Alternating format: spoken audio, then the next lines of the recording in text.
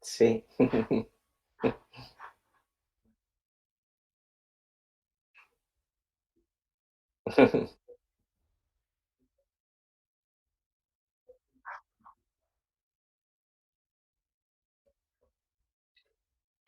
Sin problema.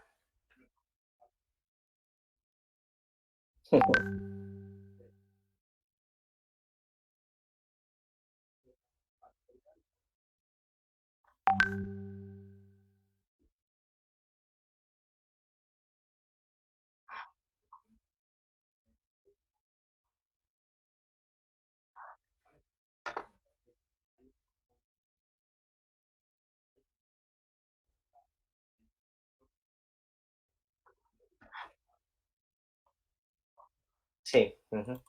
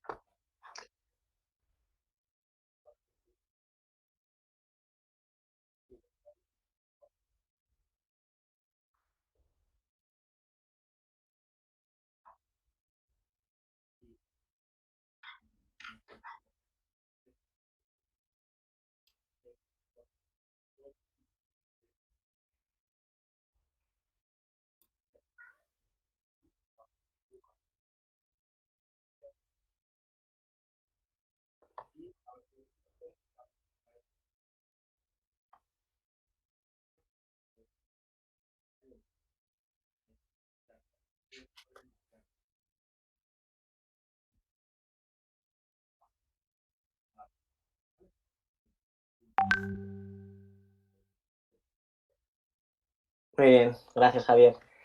Bueno, bienvenidas y bienvenidos a todos.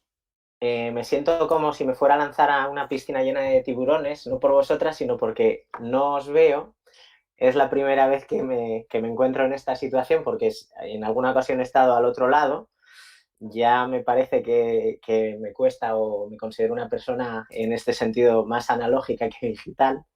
Y nada, simplemente preferiría que por el tema de la interacción, de verdad, interrumpirme, casi os lo pido como un favor, ante cualquier duda que tengáis, porque la estructura de las ponencias de esta mañana he planteado casi sin solución de continuidad una ponencia de 9:30 a 11 de la mañana con un poco con las patologías más comunes que nos podemos encontrar, aunque está abierta a infinitos casos que tenemos en el día a día, y una breve pincelada de las actividades acuáticas a proponer o adaptaciones para estas patologías. Y por último, un trabajo específico en la segunda parte de la mañana, que si os parece bien haremos de 11 a 12:30, en la que básicamente va a ser más interactivo y lo que os vamos a plantear va a ser un poco la metodología específica para trabajar en piscina poco profunda, aunque he tocado algo de piscina profunda, con esas patologías. Entonces, me gustaría más que fuera esa segunda parte, sobre todo interactiva. No sé si me escucháis bien, estoy delante del PDF, disculparme por, esta, por este desconocimiento mío, porque creo que a falta del feedback,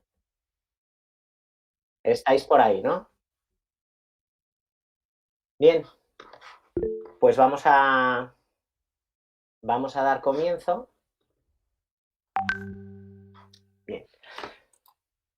Pues la idea, los objetivos de esta primera parte del curso es conocer las patologías más comunes de la población destinataria de actividades acuáticas grupales. Siempre hacemos esta mención en lo grupal, ¿vale? No individualizado, aunque siempre hay que dejar bien claro que en la mayoría de las ocasiones previamente debieran de pasar por un entrenamiento personal o a la hora de organizar los servicios deportivos acuáticos del club deberían de pasar por una actividad individualizada previa a la incorporación a un grupo, ¿vale?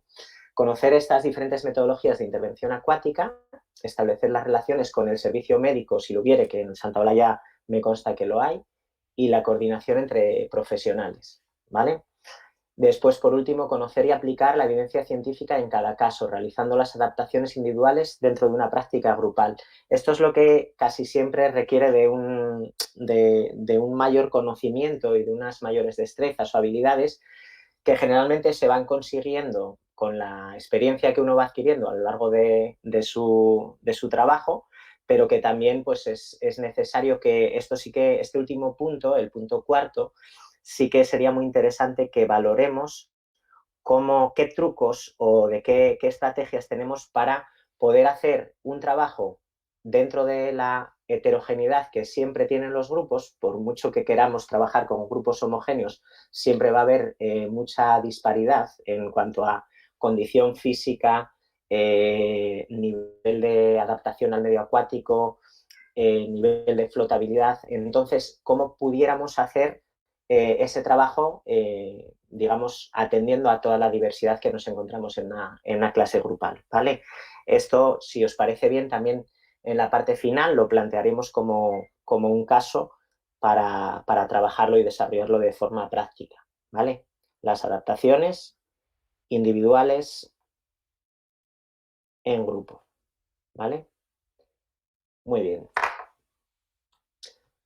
Los programas vinculados a la actividad acuática y la salud nacen para ofrecer controles médicos deportivos a personas con patologías subsidiarias de un tratamiento acuático, para valorar el diagnóstico del especialista e indicar las actividades acuáticas a realizar. Siempre decimos que, evidentemente, nosotros no diagnosticamos, pero sí que, conociendo el diagnóstico o la patología que pueda tener la persona, poder hacer una valoración e indicar qué actividades van a ser más adecuadas para según qué persona.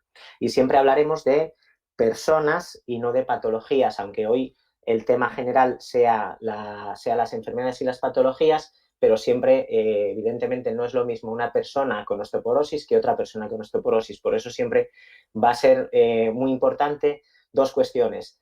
Esa individualización, es decir, tratar a la persona y no a la enfermedad, y por otro lado, otras dos palabras que siempre nos gusta trabajar mucho en este contexto y en todos los contextos, pero que a veces brillan por su ausencia, que es el sentido común. Esas son las dos palabras. ¿Vale? Bien. Será unos objetivos de prevención de la salud, ¿vale? Y objetivos higiénicos, mantener una buena salud, incrementar la longevidad y la calidad de vida, y después conocer programas específicos para adultos, para tercera edad, de mantenimiento, readaptación y, evidentemente, el trabajo específico con poblaciones especiales.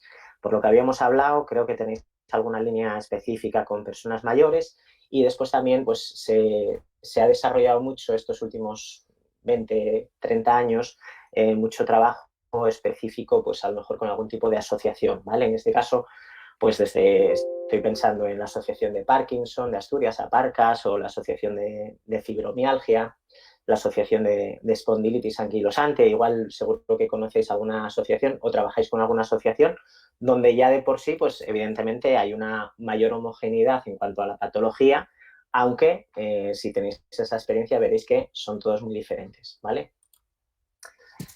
Bien, voy a pasar muy rápido estos primeros temas, sobre todo porque tengo también la duda, no sé si tendré 200 o 300 diapositivas, tengo la duda de no saber si quedarme corto o no sé si es mejor ir muy rápido, entonces vamos a ir buscando un poco el ritmo adecuado para que pueda haber feedback al final de cada sesión, ¿vale? Hemos estructurado por un lado la artrosis, por otro lado la espondilitis anquilosante, por otro lado la fibromialgia y por otro lado la osteoporosis. Al final de cada tema, que viene a durar entre 15, 20 o 30 diapositivas, hacemos una pequeña valoración, si os parece bien, ¿vale? Damos estas pequeñas píldoras así y después hacemos, si queréis, un pequeño descanso, como os decía, nada, o hacemos sin solución de continuidad.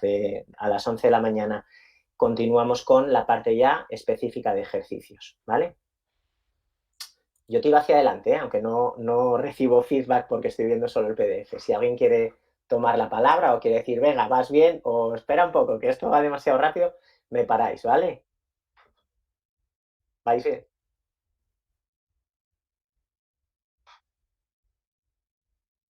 Vale, muy bien. Sí,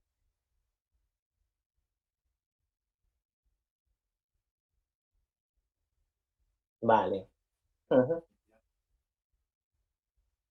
Vale, perfecto, porque bueno, me he dejado por ahí el tema del riesgo cardiovascular, de la hipertensión, de la obesidad, pero sin embargo he puesto algo para al final de la jornada sobre el tema de obesidad, un artículo que podamos dar lectura en 10 minutos, 15 minutos como mucho, y que a partir de él podamos hacer unas reflexiones, porque creo que a la vuelta de todo esto, independientemente que podamos abrir a lo largo de este periodo de cierres perimetrales y actividades no esenciales o demás, que bueno, ahí ya hablaremos con el Santa Olaya también para alguna campaña reivindicativa respecto a recordar, a ver si en futuros cierres podemos pasar y que nuestra actividad sea considerada como esencial y se mantenga abierta.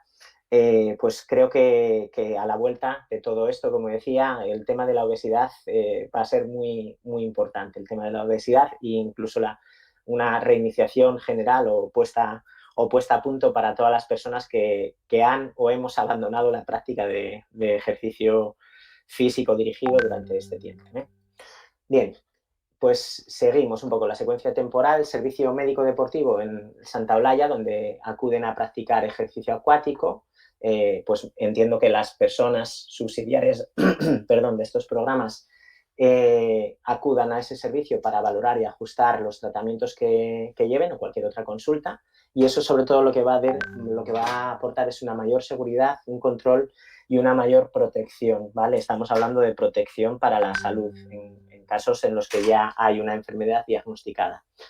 El paciente controlado va a estar por un técnico deportivo que le corrige e informa de otros ejercicios y modificaciones individuales. ¿De acuerdo? Y también el paciente se siente, ya veis que hablo de paciente, normalmente hablamos de alumnos, usuarios, perdonad, en esto hablo directamente del paciente porque así lo estamos tratando, se siente más motivado para asistir al programa por su variedad, por una polivalencia y ve en el ejercicio individualizado y personalizado que está realizando un valor añadido. Eso no quiere decir que haga un trabajo individualizado, sino que se pueda especializar esa intervención dentro de una actividad grupal, ¿vale? También suele manifestar mejoría y sobre todo porque encuentra un mayor control que realizando una práctica libre. Esto es un poco la evidencia que encontramos respecto a una práctica más libre o respecto a una práctica dirigida y controlada en la que se tiene muy en cuenta esas características personales. Cuando hablamos de una persona que en este caso tiene una patología, hablamos siempre que va a tener una prescripción médica, ¿de acuerdo? Nosotros nunca trabajamos sin la prescripción médica y si tenemos algún tipo de duda, que normalmente os habíamos pasado en su momento hace un par de meses en la anterior formación, pues qué tipo de cuestionarios se deben de pasar previamente, como el caso del PAR-Q, pues a la hora de pasar esos cuestionarios previos, si nosotros también tenemos dudas acerca de su estado de salud, podemos dirigirlo o aconsejarle que previamente a la práctica, a la intervención de actividad física en un grupo, que consulte con su médico, ¿vale? Muy bien. Lo que vamos a trabajar hoy va a ser, por un lado, la osteoartritis, la osteoporosis. He dejado la artritis reumatoide porque, aunque es diferente de la artrosis, sí que en la casuística de la aplicación del ejercicio físico, del ejercicio acuático, es muy similar. La espondilitis anquilosante y la fibromialgia. He dejado el riesgo cardiovascular, excepto el tema de obesidad, para posteriores o la continuidad de esta formación que haremos más teórico-práctica, esperemos allí en Santa Eulalia. Bien, respecto a la osteoartritis, que generalmente la conocemos como artrosis o artrosis degenerativa, es la enfermedad articular degenerativa crónica de las articulaciones sinoviales. Las articulaciones sinoviales son aquellas que disponen de líquido sinovial. Os hablo, por ejemplo, de la rodilla, la cadera, la columna vertebral. Y es una enfermedad, a diferencia de la artritis reumatoide, no inflamatoria y de carácter progresivo. Se debe al deterioro del cartílago articular con una formación de hueso nuevo en la región subcontral, es decir, por debajo de donde se instala el cartílago, donde está la superficie articular recubierta por cartílago y en esos bordes de la articulación, ¿vale? Es la enfermedad articular más común, afecta a un 20% de la población, mayor frecuencia en mujeres, en la relación 2:1, y siendo el pico de presentación a los 50 años. Y generalmente, no sé vuestra experiencia, lo comentaremos después, en una programación de actividades acuáticas para personas adultas y adultos mayores, es muy habitual encontrarnos con personas con osteoartritis o artrosis. Y sabemos que un 50% de la población presenta unos signos radiológicos de artrosis, aunque la mitad de ese porcentaje pues, presenta síntomas, ¿vale? La etiología, no se conoce la causa exacta de la enfermedad, aunque existen varios factores que aumentan el riesgo de desarrollarla, ¿vale? ¿Qué factores estamos hablando con importancia de generar la patología o la enfermedad? Por un lado, la obesidad, aunque se aconseja perder peso al incrementar la carga que soporta la articulación, supone una medida fundamental para evitar agravar la enfermedad y la disminución de los fenómenos de dolor, ¿vale? Lesión de las articulaciones también puede producir una artrosis degenerativa, por ejemplo, tener lo que se llama una artritis postraumática, una inflamación, no confundir con lo que es la degeneración del cartílago. Tú, por ejemplo, puedes tener un golpe, una caída, y se te puede inflamar la articulación, pero eso con el tiempo va degenerando en un dolor progresivo, y por eso hablamos de una lesión de las articulaciones también como un factor. Por otro lado, la edad y el sexo. En hombres es más frecuente en las caderas, en mujeres en pequeñas articulaciones, en manos y en rodillas, si bien también es muy generalizado la artrosis de cadera en la mujer, ¿vale? Pero también ayuda, desgraciadamente, una debilidad muscular, todo lo que va a tener que ver, por ejemplo, en este tiempo con el sedentarismo, con el pasar mucho tiempo sentados y con la inactividad física, que es una de las verdaderas pandemias que vamos a tener o que estamos teniendo, que estamos padeciendo, pues va a provocar probablemente una mayor acentuación en las artrosis. Y también hay que decir que la actividad física, en este caso no controlada, y sobre todo el deporte que incluye traumatismos repetidos, por ejemplo, carreras en superficies muy duras, o los saltos, también generan artrosis, ¿vale? Es decir que, como decía alguno, el deporte no siempre es bueno, entendido el deporte para todos sí, pero no el deporte competitivo, el deporte en el que hay muchos traumatismos y demás. Solo tenéis que pensar si conocéis o cuando veis a los jugadores de baloncesto retirados, cómo caminan, podréis entender esto que decimos, ¿no? Parece que salieron del vídeo de Thriller de Michael Jackson. Bueno, y después por otro lado están los factores genéticos, endocrinos y metabólicos, ¿vale? Bien. Predisponentes, hablamos de la obesidad, de anomalías posturales, también malas posturas van a producir con el tiempo una acentuación de degeneración en el cartílago articular, por ejemplo, a nivel de la columna lumbar, la inestabilidad articular y el estrés normal sobre una articulación anormal puede originar artrosis. Bien.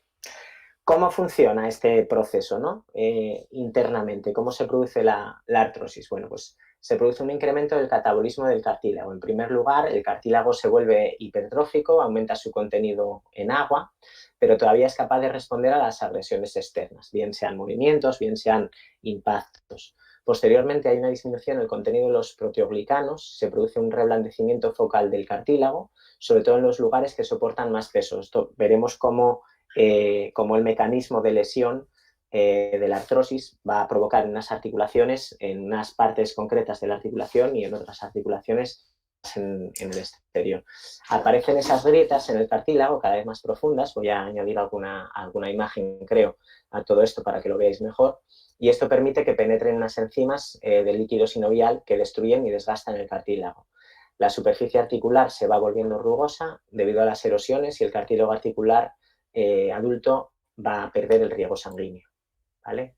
Aquí veis unas articulaciones, en este caso las rodillas, ¿vale? Veis este espacio, no sé si se ve el cursor mío, en la imagen de la derecha de la rodilla de la radiografía, veis que está más, hay el espacio entre una superficie articular y otra, está prácticamente, parece como inexistente, ¿no? Ahí es donde se está produciendo la artrosis. Y este es el cartílago, aquí tenéis la imagen del cartílago, y esto es donde por ahí se va produciendo las fisuras, ¿vale? Bien, los condrocitos intentan reparar las zonas erosionadas sin éxito. El cartílago es erosionado sobre la superficie ósea articular y por debajo se va creando nuevo hueso subcondral. Y en estos bordes de la articulación es lo que se genera los picos del loro o los osteofitos, ¿vale? El hueso subcondral crece por debajo de la superficie cartilaginosa, convirtiéndose en la propia superficie articular. Y la membrana sinovial experimenta una inflamación crónica como consecuencia del traumatismo originado por los trastornos mecánicos de la articulación. ¿Qué manifestaciones tenemos con la osteoartritis o la artrosis? Pues por un lado el dolor, la pérdida de movilidad de la articulación, una tumefacción o inflamación de la articulación y una deformidad, ¿vale? El dolor aparece en reposo, pero también aparece con el ejercicio. En reposo se atribuye a la congestión venosa intraósea, lo que hablamos de una migraña articular, y es mayor cuanto más avanzada está la enfermedad. Está relacionado por las condiciones climatológicas. Eso no quiere decir que una persona tenga más artrosis en Asturias, por ejemplo, aquí que se habla muchas veces de cómo influye la humedad. Simplemente que las manifestaciones clínicas son mayores, es decir, cuando a veces decimos, sobre todo quien tiene o tiene familia o veranea en Castilla, dice, bueno, parece que vamos a Castilla a secar, ¿no? No es eso, es que las condiciones de humedad aquí son mayores, evidentemente, y eso significa que hay una exacerbación mayor de los síntomas, en este caso el dolor, ¿vale? Pero no es que haya más artrosis en Asturias, por ejemplo, que en Castilla, ¿vale? Por otro lado, la rigidez articular siempre dura menos de 15 minutos, si no habría que pensar en otro proceso reumático como artritis reumatoide, y al igual que el dolor es característico que aparezca tras un periodo de inmovilización, por ejemplo, después de estar sentados cierto tiempo, ¿vale? La tumefacción o inflamación puede existir de rame, que será más aparente por la atrofia de la musculatura adyacente. La tumefacción es dolorosa también. Y la deformidad aparece o aumenta cuanto mayor es la destrucción articular. Por ejemplo, los nódulos de Heberlein, que veis en esta imagen, en las articulaciones interfalángicas distales de la mano. Bien, articulaciones más afectadas, decíamos antes que las caderas, aunque hacía una referencia que podía afectar más a hombres, también generan mucha artrosis en la mujer, ¿vale? Es lo que llamamos la coxartrosis. Se caracteriza por un dolor muy intenso que se correlaciona con los signos radiológicos y se localiza en la región anterior o interna del muslo, pudiendo irradiar a la zona lumbar y a la rodilla del mismo lado. Ya sabéis que a veces cuando aparece un dolor en una zona suele extenderse ese dolor a la zona adyacente, ¿vale? Bien.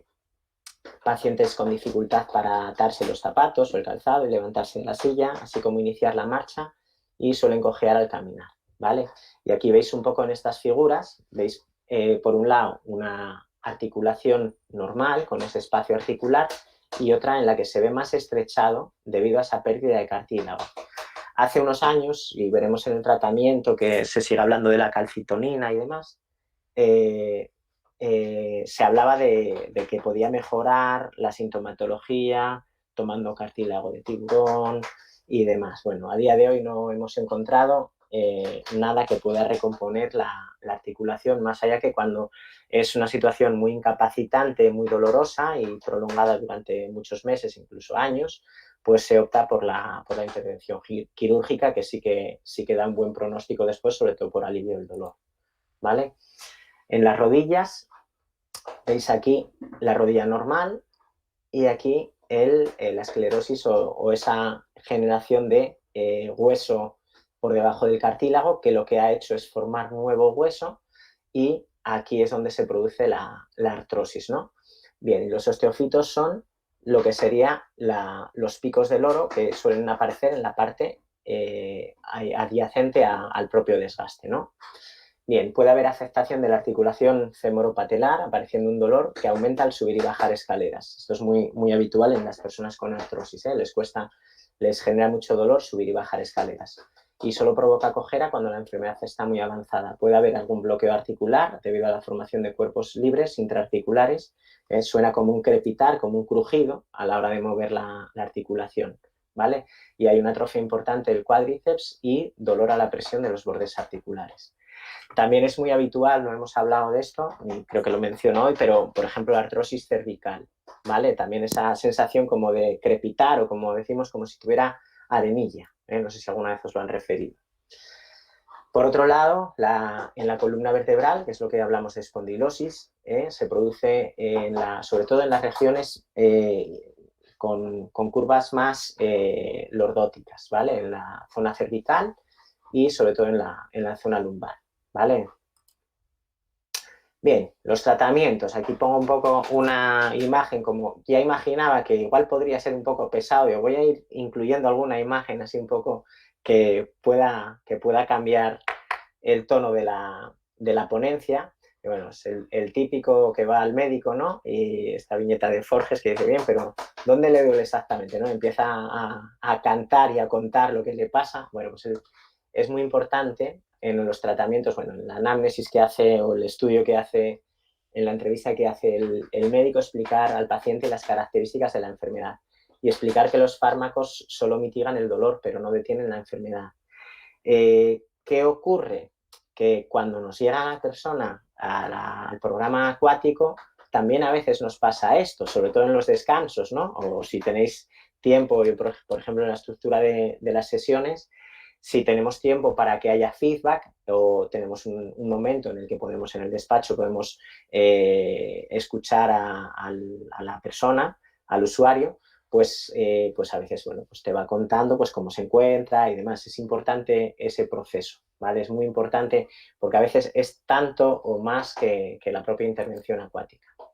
Bien, en los tratamientos, uno principal y que es algo que está muchas veces, parece que está en un segundo plano y no hablamos porque no abordamos la situación como merece, a veces por miedo a molestar o a tratar con la persona, con el paciente, y es la disminución de peso. En la mayoría de los casos que nos encontramos con una persona mayor de 50, 60 años, con artrosis degenerativa, va vinculada a la obesidad y sin embargo no a un sobrepeso.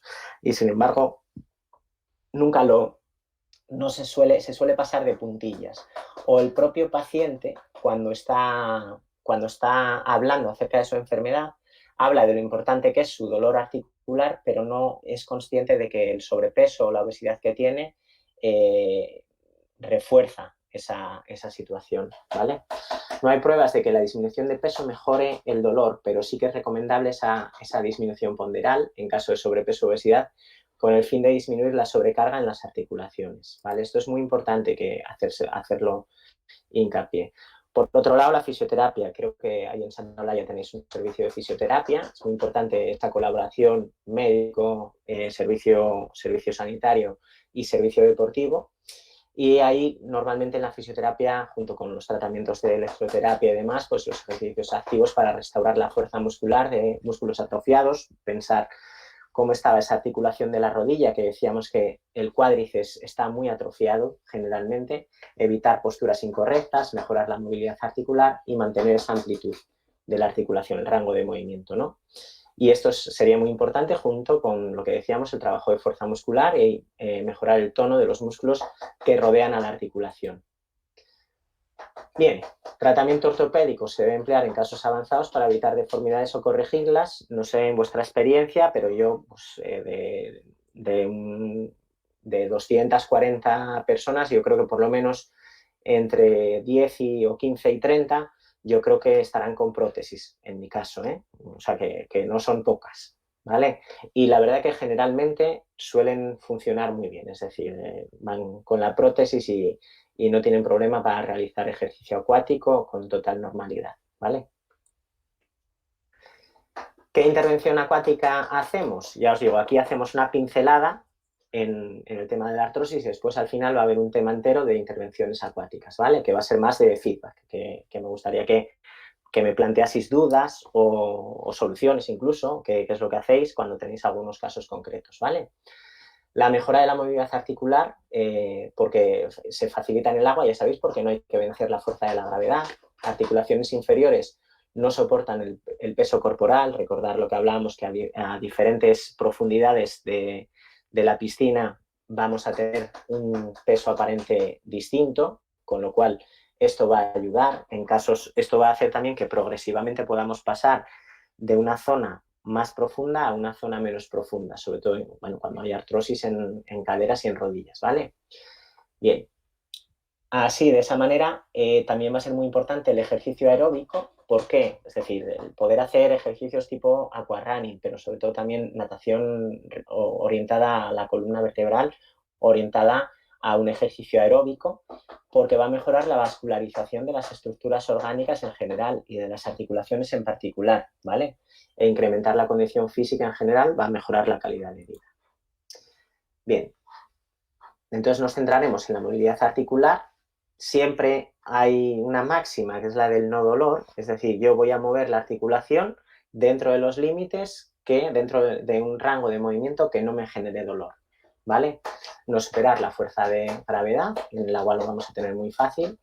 Vamos a hacer muchos ejercicios de control postural, por ejemplo, para una artrosis en la columna vertebral, en la zona lumbar, es muy importante controlar la posición neutra de la pelvis, evitar una anteversión y una retroversión pélvica. Entonces, esos ejercicios de trabajo de control postural y, evidentemente, mejorar un poco los parámetros generales de condición física, ejercicio aeróbico, trabajo de fuerza muscular, trabajo de flexibilidad y los ejercicios de relajación en piscina con agua a partir de 30 grados. Hablamos de piscina terapéutica, pero podemos hablar de la piscina pequeña, de poco profunda que tenéis, que está en torno a, creo que los 29-30 grados. Ahí se puede trabajar perfectamente, ¿vale? Y en el trabajo de flexibilidad, ya lo profundizaremos después también si queréis, yo suelo ser partidario de hacer ejercicios de flexibilidad dinámicos, no estáticos al uso que se suelen hacer en tierra, ¿vale? Bueno, la intervención acuática en las consideraciones específicas, ¿de qué manera podemos modificar el ejercicio? Si se experimenta dolor o alguna limitación en la amplitud del movimiento, modificaríamos para cambiarlo por uno similar o tratar de cambiar completamente el ejercicio. Y hablamos de estas 4S, que lo voy a recordar después. Esto es muy dado, ya sabéis, en todo lo que viene de Estados Unidos. Suelen utilizar lo de las letras, lo de las diferentes fórmulas, ¿vale? Eso lo encajan muy bien. Y hablan de las 4S. En el tema del fitness acuático, por ejemplo, en los programas de Mary Sanders, que se han desarrollado mucho aquí en España a través de la Federación Española de Natación, se habla de cómo modificar el movimiento, ¿no? Por un lado, hacerlo un movimiento más pequeño, más corto. Por otro lado, slow down, es decir, ralentizar el movimiento. Por otro, estabilizarlo, comprobar si el movimiento es estable y coordinado, trotar ligeramente mientras ajustamos a los estabilizadores para el control y sustituir con un movimiento similar que haga sentirse más cómodo a la persona o al paciente, ¿vale? Por ejemplo, si estamos trotando o corriendo, pasar a caminar o pasar de una zona de nivel intermedio a una zona más profunda. Después me lo comentáis, pero si no recuerdo mal, en el Santa Olaya la piscina poco profunda, no sé si es de la misma, si tiene, creo que es de forma uniforme la misma profundidad, ¿vale?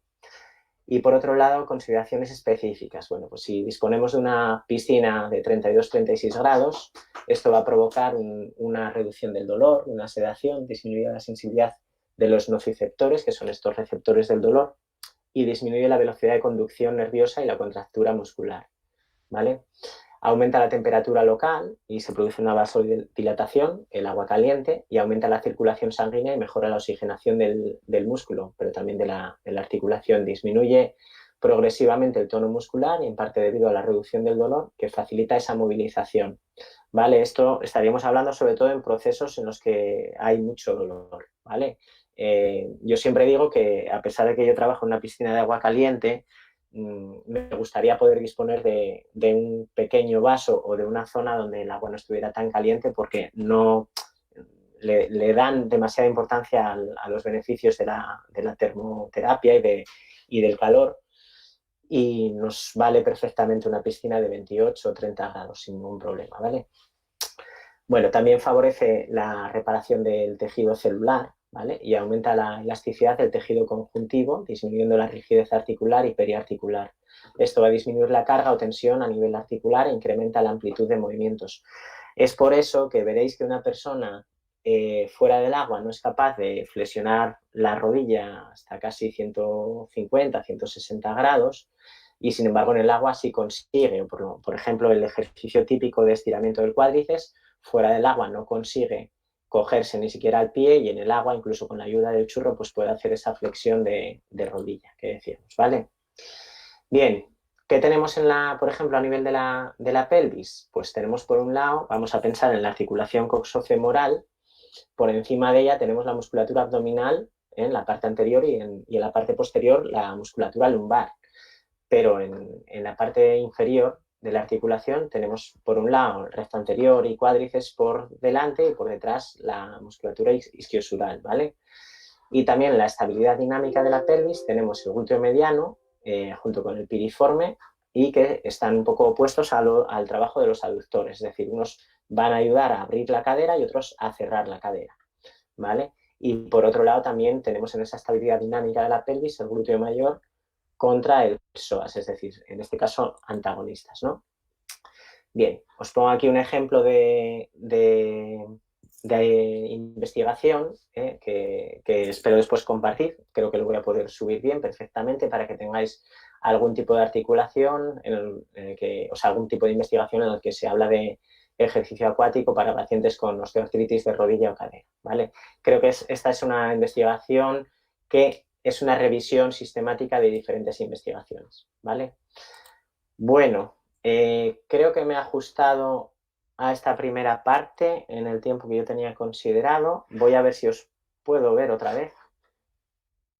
Y hacemos un pequeño turno de consultas si queréis. Así que empezar a disparar, por favor, que si no tengo la percepción o la sensación de estar solo. Ya te veo, Noemí, gracias. Bueno, ¿qué tal? ¿Un poco lío? ¿Un poco duro? Loli, creo que estás hablando. Si activas el micrófono. Si Ah, no, sí, pensé que lo vale. había conectado. Sí. Que a mí personalmente, bueno, me gusta cómo lo estás haciendo y tal, cómo lo estás expresando, porque es muy entendible. Y luego, por otro lado, me gustaría, o bueno, si estás de acuerdo o no, en este caso, cuando hay artrosis, generalmente si buscamos la musculación en la tonificación y trabajamos con material, sería conveniente que no se utilizara el material durante mucho tiempo, en periodos cortos de tiempo, ¿verdad? Hombre, lo que hablábamos alguna vez de algunos ejemplos, os comentaba el ejemplo de que yo, por ejemplo, hasta hacía 10 años, los primeros 10 años, nada, trabajaba en la piscina, me iba para casa y no quería saber nada más con el resto de piscinas, más allá de la formación que hacía en otros ámbitos. Pero tuve la oportunidad de asistir como alumno, como usuario, a algún centro, por ejemplo, en Oviedo. Os pongo el claro ejemplo de una clase, no sé si lo llamaban aquagym o fitness acuático, y os contaba que con el material de las mancuernas estas de flotación, pues pasábamos más de 80, 90 repeticiones haciendo una extensión de codo, es decir, trabajando el tríceps, que llega un momento en que era imposible, ¿no? Ahí no hay ni ciencia ni ningún tipo de control, era una intervención a mayor gloria del monitor en aquel caso, y para diversión y motivación, pero que a mí me evidenciaba la poca riqueza de la ciencia que había detrás de todo eso. ¿Cómo podríamos hacer la progresión? Evidentemente, con la propia resistencia del agua y la velocidad a la que nosotros hagamos el movimiento, ya vamos a generar una resistencia que va a mejorar el trabajo de fuerza muscular. Después, por ejemplo, para el trabajo de miembros inferiores, rodillas y caderas, yo trabajaría en principio sin material e ir incrementando progresivamente la velocidad de ejecución. Va a ser muy importante trabajar con la velocidad de ejecución, ¿vale? La aplicación de material, ya veis que al final hay un poco cierta pobreza, no cierta pobreza, hay desconocimiento, y lo que hemos hecho con el material ha sido coger el material que las piscinas tenían a mano, y el material que teníamos a mano no era un material para trabajar físicamente, era un material para trabajar sobre todo en lo que era la iniciación al medio acuático. Entonces tenemos material de flotación y era lo que habíamos utilizado hasta ahora. Es decir, cogimos esa adaptación, pero no hemos sabido todavía darle la parte. Hablamos de material de arrastre frente al material de flotación. Sin embargo, utilizamos mucho material de flotación, es decir, utilizamos las tablas a modo de resistencia, utilizamos incluso las mancuernas que flotan en el agua, con lo cual el empuje nos tira hacia arriba. Si yo quiero trabajar según qué musculatura, voy a tener que cambiar mi postura, porque siempre va a haber la fuerza de gravedad, perdón, la fuerza de flotación que me va a llevar el material hacia arriba. Por eso es importante que vayamos implementando otros materiales. Para mí, por ejemplo, para la parte superior del tronco y los brazos, el material fundamental que me parece es el guante, son los guantes, no las palas de natación, sino los guantes, ¿no? Que aumenta la superficie de área. Sí, bueno, efectivamente, nosotros lo trabajamos así, pero no me refería tanto al tipo de material, sino que una vez que tomas la decisión de usarlo en un momento dado, que se tenga en cuenta que a la hora de realizar la sesión, lo que no puede ser estar con el material, sobre todo si la actividad prensil, no en el caso del guante, que no es el caso, sino cuando utilizas otro tipo de material, ya sea de peso, de lastrado o de tal, que no puedes estar con una actividad prensil demasiado tiempo cuando alguien tiene artrosis, porque le va a provocar dolor. Más que nada quiero que quede, que la gente lo tenga claro, que no se puede trabajar continuamente con un material, sino que es preferible dejarlo. Hay que descongestionar un poco. Eso. Claro, incluso, por ejemplo, el uso de los guantes, recomendamos si tienes una clase muy centrada en disponer de... Yo suelo hacer el calentamiento sin guantes, empiezo a meter el trabajo con guantes en la parte principal, depende cómo lo tenga enfocado, pero suelo dejar, pues imagínate, en una sesión de 45 minutos no utilizo más de 20-25 minutos los guantes. No lo utilizo ni al principio y al final los quitamos para liberar un poco esa sensación. Pero estamos hablando de, por ejemplo, igual, no sé si te refieres a esto, una clase en la que, venga, hoy voy a trabajar con las mancuernas. Entonces, cogen las mancuernas, pues no sé con qué metodologías podéis funcionar, ¿no? Pero con el tema de la música, porque la música entretiene mucho, pero también se nos va la atención y perdemos un poco el control a veces de la actividad.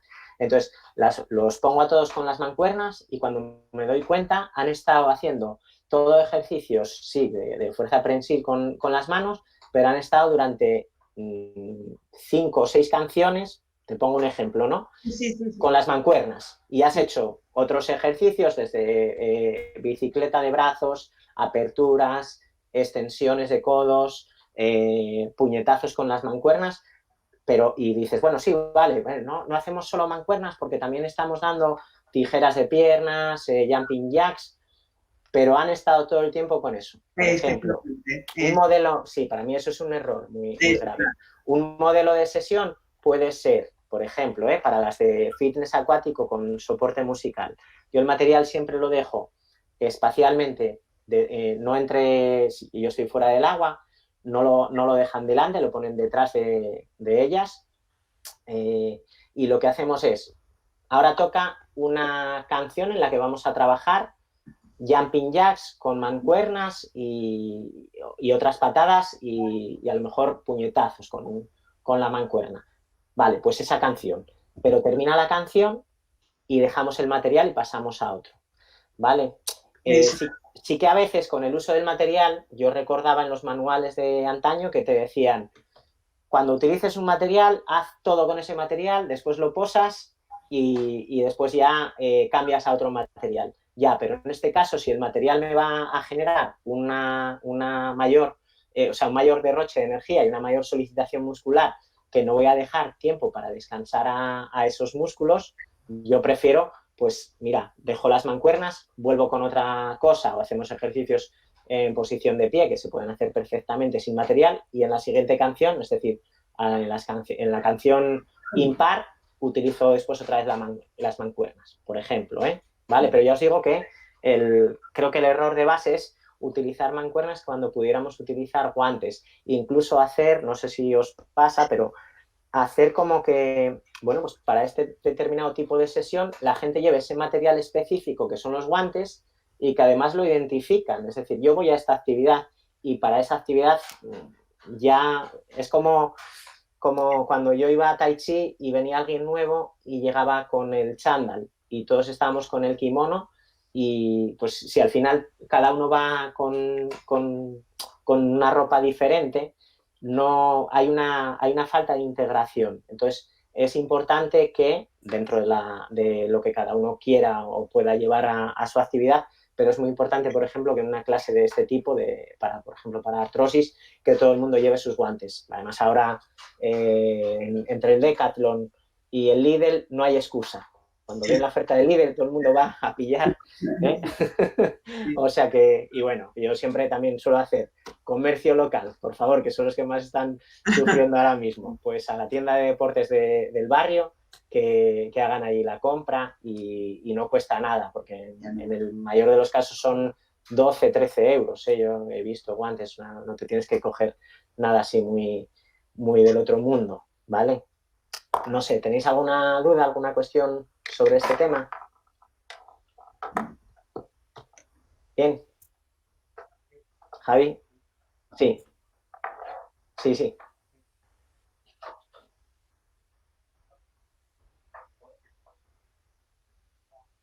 Uh -huh. Uh -huh.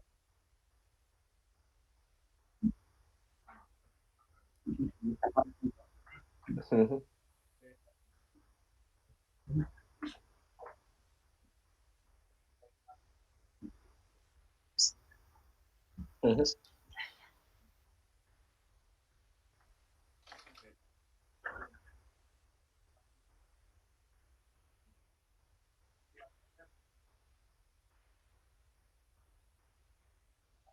Uh -huh.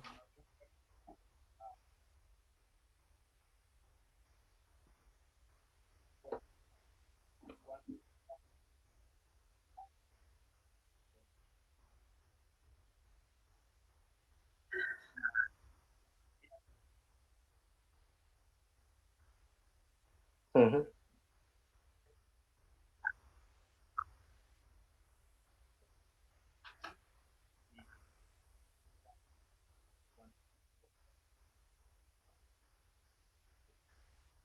Uh -huh.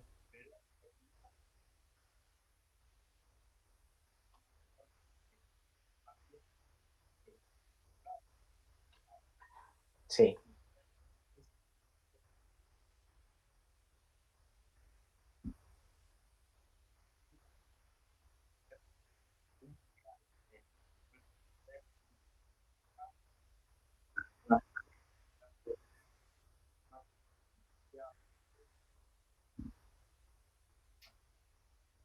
Uh -huh. Sí, sí. Uh -huh.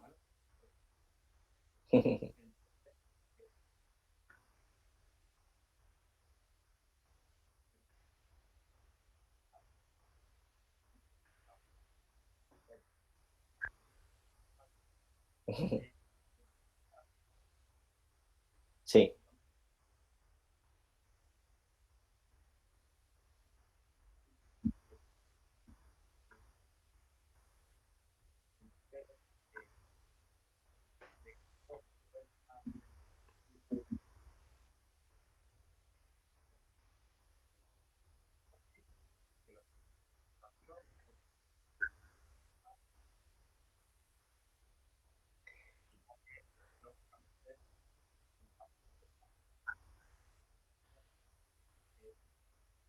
Uh -huh.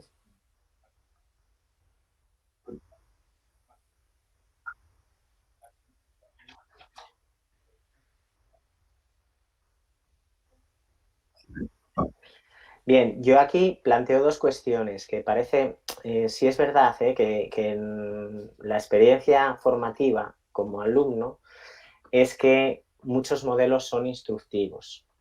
Cuando hablamos de instructivos entendemos que estamos, al final trasladamos la sociedad que tenemos. Estamos en una sociedad con mucha prisa, pues el modelo que tenemos es de hacerlo todo con prisa. Y las prisas a veces no van relacionadas con la calidad del servicio, con la calidad de la actividad. ¿Qué es lo que digo? que si a la hora de plantearte que en tu clase, en una clase de 45 minutos, después del calentamiento, que lo puedes reducir a, si me apuras, hasta 5 minutos, 5 o 10 minutos, si tú no consideras que es importante dedicarle después del calentamiento, a lo mejor en esa parte que puede durar 3, 5 minutos, a explicar cómo manejar el material para todos, si tú no lo consideras importante porque crees que estás perdiendo el tiempo, creo que la clase va a perder en calidad porque mucha gente necesita incluso cada semana, diría, o cada 15 días, algún recordatorio de no cojas, por ejemplo, con el material, no hagas, no sé si se me ve, no hagas con el brazo completamente extendido, sino no lo hagas bloqueando la articulación, sino haciendo un poco, redondeando el movimiento. Entonces, estos pequeños detalles que hay que explicar y que además cuando estamos muchas veces con gente mayor de 50, 60 años, hay que recordarles porque no pasa por el filtro muchas veces de ellos. Yo creo que es importante esa parte de educación en la sesión. A la hora de individualizar, hay estrategias, por ejemplo, en el programa, en lo que hablamos la fórmula Suite del fitness acuático de Mary Sanders, que bueno, tiene esas letras que ya explicaremos después. Una manera de modificar dentro de una clase es a través de los gestos. Hoy no lo hice, pero en la práctica lo vamos a trabajar. A través de los gestos, si yo quiero que el movimiento sea más largo, voy a hacer este movimiento de brazos y ese lenguaje corporal lo voy a explicar. Es como cuando se aprende un idioma. Hay que practicarlo y hay que practicarlo y tiene que ir en ambos sentidos, ¿no? Entonces, la gente tiene que saber que cuando yo abro los brazos, eso significa que el movimiento tiene que ser más amplio. Pero si yo veo que una persona, o si la persona me está diciendo en una clase de fitness acuático que está refiriendo dolor, le puedo hacer una indicación específica para que reduzca el movimiento, ¿vale? Si yo quiero que el movimiento sea más intenso, puedo ampliarlo, puedo referirlo haciendo este movimiento hacia arriba, de mayor intensidad, ¿vale? Si yo quiero que el movimiento sea menos intenso, bajo. Pero si veo que una persona puede estar refiriendo dolor y a lo mejor en la dinámica de la sesión, o porque es una actividad grupal, sí. ¿No me veis?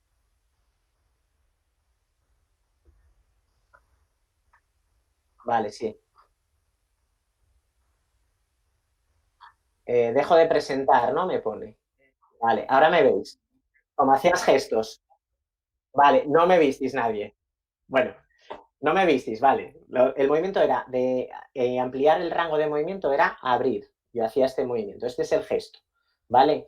Y el otro gesto, que es el muy habitual, es si yo quiero aumentar la intensidad, tiro con la mano hacia arriba. Si quiero bajar la intensidad, bajo la mano. Esto es un lenguaje universal que se ha utilizado en el fitness acuático.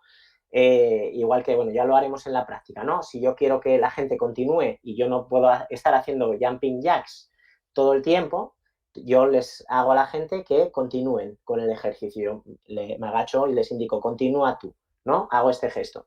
Bien, cuando yo veo que una persona o me está diciendo que no puede hacer el ejercicio o le está generando dolor, eso, si es una clase, por ejemplo, con soporte musical, tiene que haber una confianza entre el usuario, entre el alumno y el profesor, o entre el usuario y el terapeuta, para que se transmita. Pero a veces tienes que interpretar en base a los gestos de la persona o conociendo a la persona.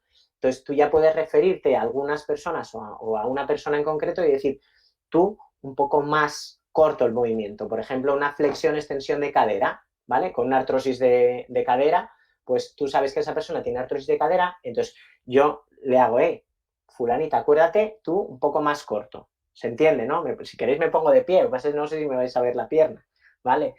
Hago el gesto de, no sé si se ve, creo que no, de balancear, estoy balanceando la pierna delante y atrás, pero le hago el gesto de que lo haga más corto, que haga un rango de movimiento más corto, ¿vale? Esto es lo que trabajamos en la fórmula SWET, que es superficie, área de superficie, tipo de trabajo, desplazamientos, alargamiento de la articulación, todo eso es con lo que voy a trabajar yo, ¿vale? Con eso y con los propios ejercicios de fitness acuático, por ejemplo, ¿vale? ¿Se entiende bien?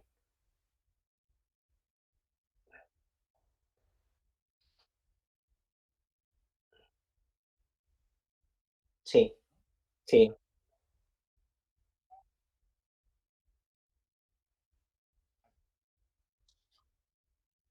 Uh -huh,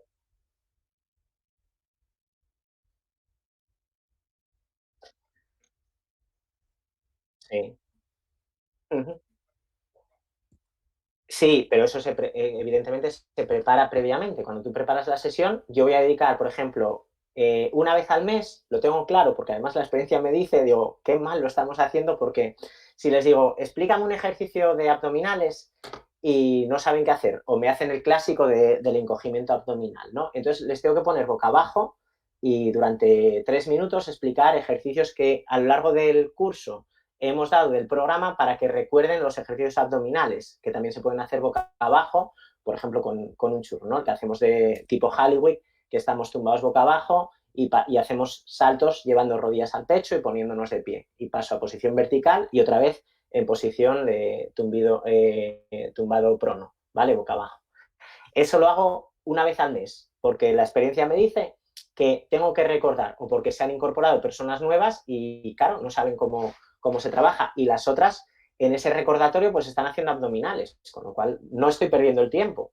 Y hacemos series de 15, 20 repeticiones, 2 o 3 series, mientras van, digamos, aclarando conceptos. O la persona que empieza nueva, pues tiene que conocer la técnica adecuada, o las pongo en pareja. Yo dedico ese tiempo y creo que es muy enriquecedor. La gente no considera que está perdiendo el tiempo, que es lo que a veces alguien te puede referir, ¿no? No, están aprendiendo o están mejorando su sesión de fitness acuático, por ejemplo. ¿Vale? Yo creo que eso me parece fundamental en las sesiones. Y hablamos de, no siempre, pero a lo mejor, pues si tienes 2 o 3 sesiones a la semana, en una sesión dedicarle 5 minutos a un recordatorio o a una parte, digamos, educativa, en la que hay una demostración de ejercicio, bajo al agua y hago el ejercicio con ellos, ¿vale? Además es que es muy cercano. Yo creo que yo entiendo las clases al final. Yo soy un profesor de educación física frustrado, Javi. Entonces, entiendo las clases como un proceso y además también de aprendizaje en el que ellas o ellos me plantean también propuestas o variantes se da ese margen a probar y demás y no se pierde el hilo de la dinámica, no se pierde.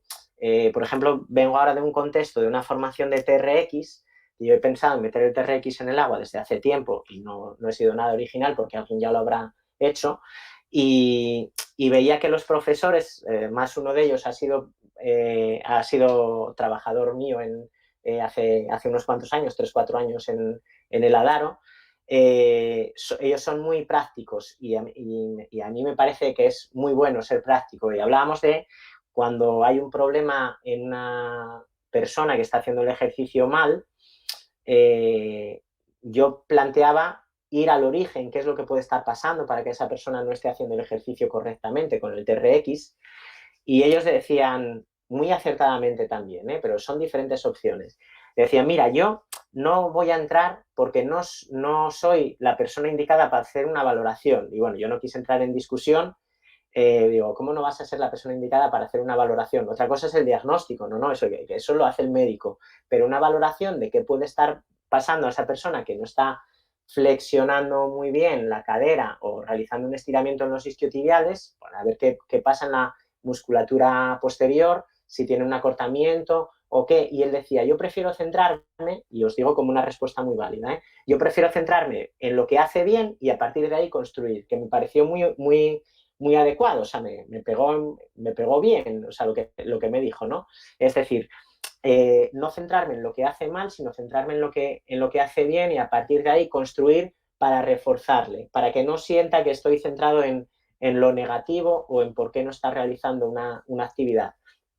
Y es cierto que en mi contexto, muchas veces igual yo he pecado de ir digamos, al error o a ver las causas de por qué no realiza bien, pero precisamente para adaptarlo, para que el ejercicio lo pueda hacer mejor. Pero creo que os planteo esta anécdota que surgió en esta formación que hice el fin de semana pasado, estos fines de semana pasados, porque me daba otro modelo también, creo que muy interesante, que es decir, vale, pues esta persona no está haciendo bien ese ejercicio abdominal. En lugar de empeñarme en enseñarle a hacer ese ejercicio abdominal correctamente, puedo hacer otro que esa persona lo haga bien o el grupo lo haga bien y a partir de ahí construir. Pues perfecto. O sea, me parece una buena estrategia para construir desde lo positivo. No sé si me estáis entendiendo bien esto que os comento, pero se da muchas veces, ¿eh? ¿Vale?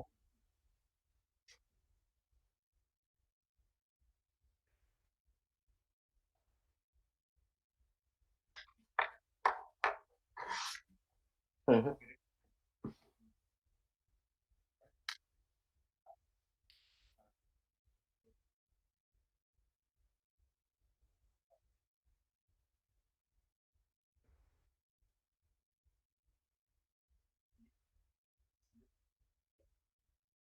uh -huh,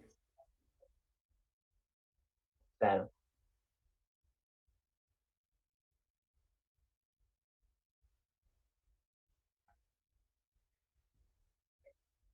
Uh -huh,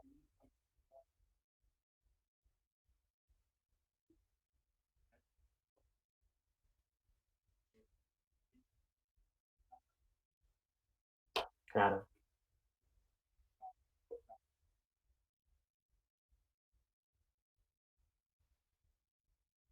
Sí.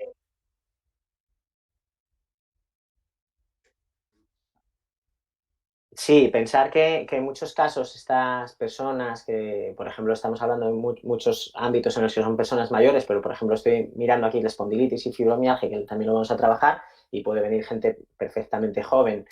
En muchos casos no es que estén desahuciadas, pero es que, con respeto, el único contexto profesional en el que van a estar delante de un profesional durante un montón de horas, durante un curso, un año entero, es en la piscina, porque cuando van al médico están 5 o 10 minutos, aunque tengan una sesión de media hora, es esa media hora y no los vuelven a ver hasta dentro de 3 6 meses. Entonces, cualquier tipo de comunicación que tú tengas hacia ellos, conociendo la patología y conociendo, dándole opciones de mejora, realmente es un valor añadido. El potencial que tenemos nosotros no lo tiene otro, por ejemplo, el profesional sanitario o el que está específicamente durante un tiempo, porque después, evidentemente, pasa otro proceso y ya está con nosotros. Entonces, poder aprovechar esa continuidad que tiene con nosotros para trabajarlo. Hablábamos al principio, cómo hacer esa comunicación con el usuario, que sienta que tú conoces y lo estás entendiendo qué es lo que tiene, y a partir de ahí construir para que mejore su salud. Eso es una herramienta que nosotros es un privilegio.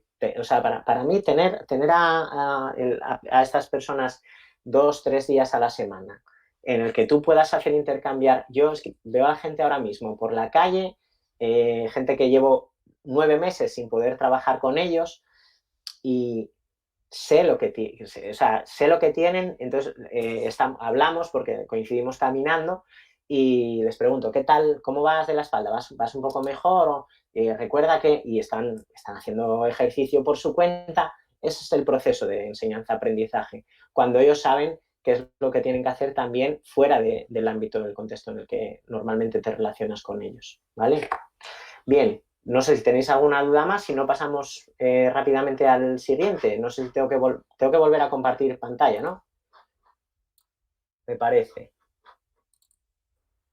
A ver.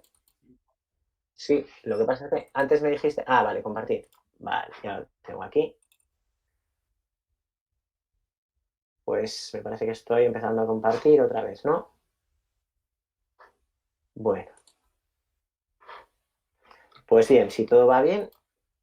No, algo hice mal. Voy a cerrar desde la. Bien, Estáis todos viendo el tema de la osteoporosis, ¿no? Vale. Sí, ¿eh? ¿Me escucháis? Sí, sí. Vale, venga, pues sigo adelante. Bueno, pues nada, la osteoporosis se caracteriza por una disminución de la cantidad de tejido óseo, ¿vale? Lo que hablamos de masa ósea por unidad de volumen, por debajo de los límites correspondientes a la edad y al sexo del paciente, siendo normal la mineralización de la matriz ósea. Es decir, hay una pérdida de tejido óseo, pero la matriz es normal, la mineralización de la matriz. El hueso osteoporótico es normal en composición, pero reducido en cantidad. ¿Vale? El trastorno óseo más frecuente es la osteoporosis se caracteriza por una debilidad estructural del hueso. El hueso se vuelve frágil, ¿vale? Bien, normalmente alcanzamos un pico máximo al terminar el desarrollo, ¿eh? Incluso hay diferentes estructuras que terminan a los 20, otra a los 30 años, pero hablamos de que permanece estable hasta los 40 años y a partir de esta edad es cuando comienza a disminuir. O sea que si alguno estamos en esta etapa, que penséis en que a partir de ahora hay que tratar de mantener con ejercicio y dieta, pero que lo importante lo hemos tenido que hacer en estas primeras fases de nuestra vida, ¿vale? Y los que sois papás o mamás, pues aprovechar todo esto porque es ahora cuando mejor se fija el calcio a los huesos durante el crecimiento, ¿vale? Por eso tan importante la ingesta de calcio, la vitamina D, lo del tema del sol, que ya sabéis que también nos nutrimos de vitamina D a través de los rayos solares, y aprovechar sobre todo en las fases de crecimiento, ¿vale? En edades tempranas y hasta los 30, 40 años. Bien, el valor máximo de la masa ósea alcanzada por los hombres es mayor que el de las mujeres. En conjunto, el total del esqueleto empieza a perder masa ósea de manera más o menos uniforme a un ritmo de 0,5-1% por año, ¿vale? Y esta pérdida se acelera más, por eso vemos que hay más casos en mujeres después de la menopausia, ¿vale? Hay un proceso ahí de cambio muy importante y hablamos de una pérdida de masa ósea de 3-5% por año, ¿vale? Aquí vemos un hueso saludable, veis este tejido esponjoso que está con una formación, una estructura muy, muy característica, muy sólida, y en el otro vemos que se vuelve más frágil, ¿vale? En conjunto, el total del esqueleto pierde esa masa ósea de más o menos, lo decíamos, de 0,5-1%.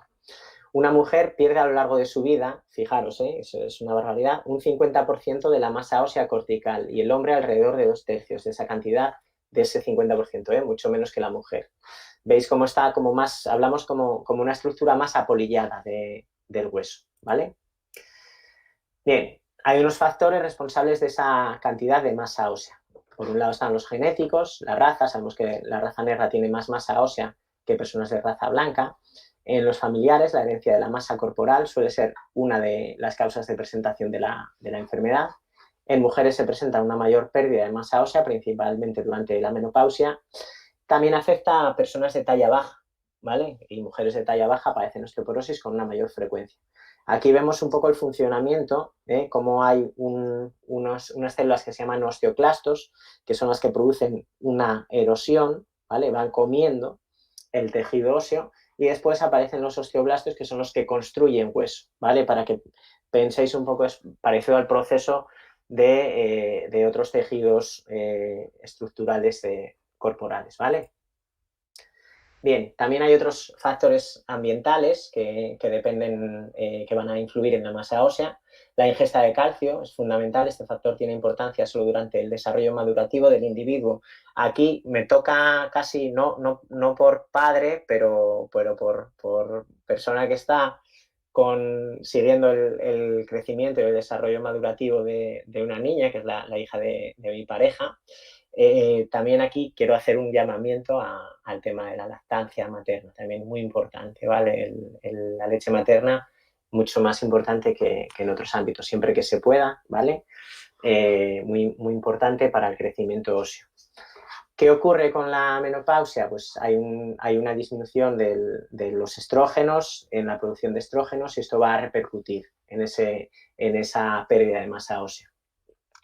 En el envejecimiento aumenta esa actividad del osteoclástica, ¿no? de esas células que decíamos que destruían el hueso, que es mayor que la de las células que generan hueso, ¿vale? Y por la disminución de la actividad física también, es decir, que con la actividad física nosotros vamos a repercutir en estimular a esos osteoblastos, a esas células que construyen hueso, a seguir formando hueso, ¿vale? Por eso es tan importante el ejercicio físico. Ya veremos el tipo de ejercicio acuático, ¿vale? Bien, los glucocorticoides, la toma de esta medicación puede, si dura más de 6 meses, va a generar también impacto sobre la masa ósea.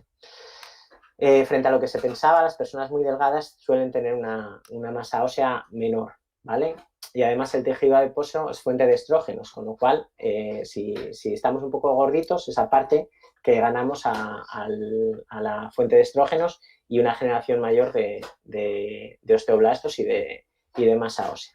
Y también el consumo, la ingesta de alcohol y de tabaco disminuye, es decir, tenemos todos estos factores que estos, como decimos, siempre son factores que en algunos casos podemos intervenir, ¿vale? Bien, ¿y qué hablamos sobre la actividad física? Pues facilita el mantenimiento de esa masa ósea. El efecto de la actividad física parece mayor durante el desarrollo que en la edad adulta. Es decir, también es muy importante lo que hayamos hecho en ese proceso madurativo. Si hemos sido muy deportistas o hemos practicado mucha actividad física, mucho ejercicio, nos hemos movido mucho en etapas infantiles y en adolescencia, va a ser muy importante porque vamos a tener, digamos, esa memoria ósea, por decirlo de alguna forma, que va a repercutir en un desarrollo mejor durante el envejecimiento, ¿vale? Y sobre todo en la mujer en la época de la menopausia.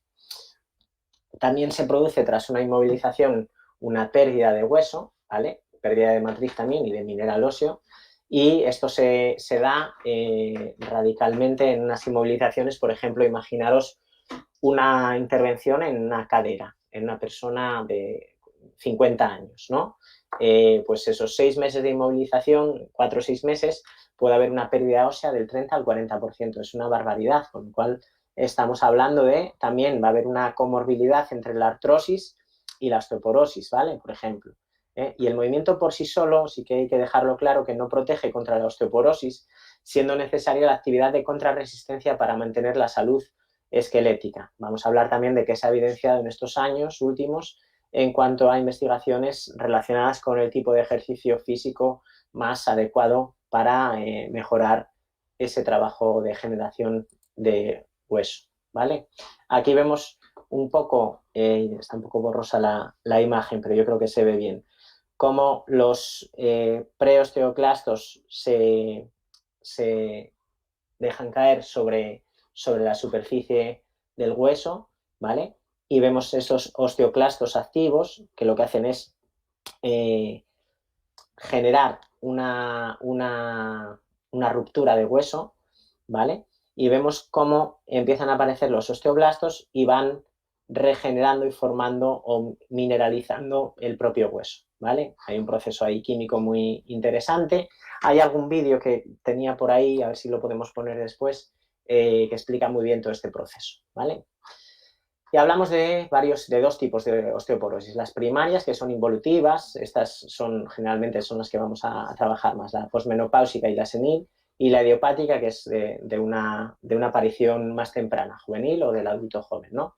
Y las secundarias, que tienen que ver con el aparato endocrino, o bien por hipertiroidismo, paratiroidismo, el exceso de cortisol, las gónadas, la actividad de las gónadas, y después también las nutritivas, ¿no? Si hay un déficit de vitamina D, que es el transportador del calcio, que va a llevar de la sangre el calcio al hueso, pues evidentemente tendremos algún problema.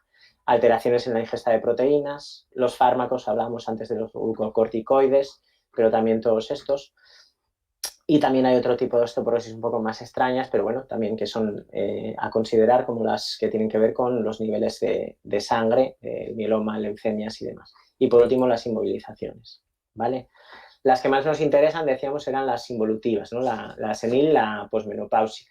Más de la mitad de las mujeres mayores de 50 años tienen signos radiológicos de osteoporosis. En un tercio de estas se manifiesta la enfermedad. En el envejecimiento hay una pérdida fisiológica.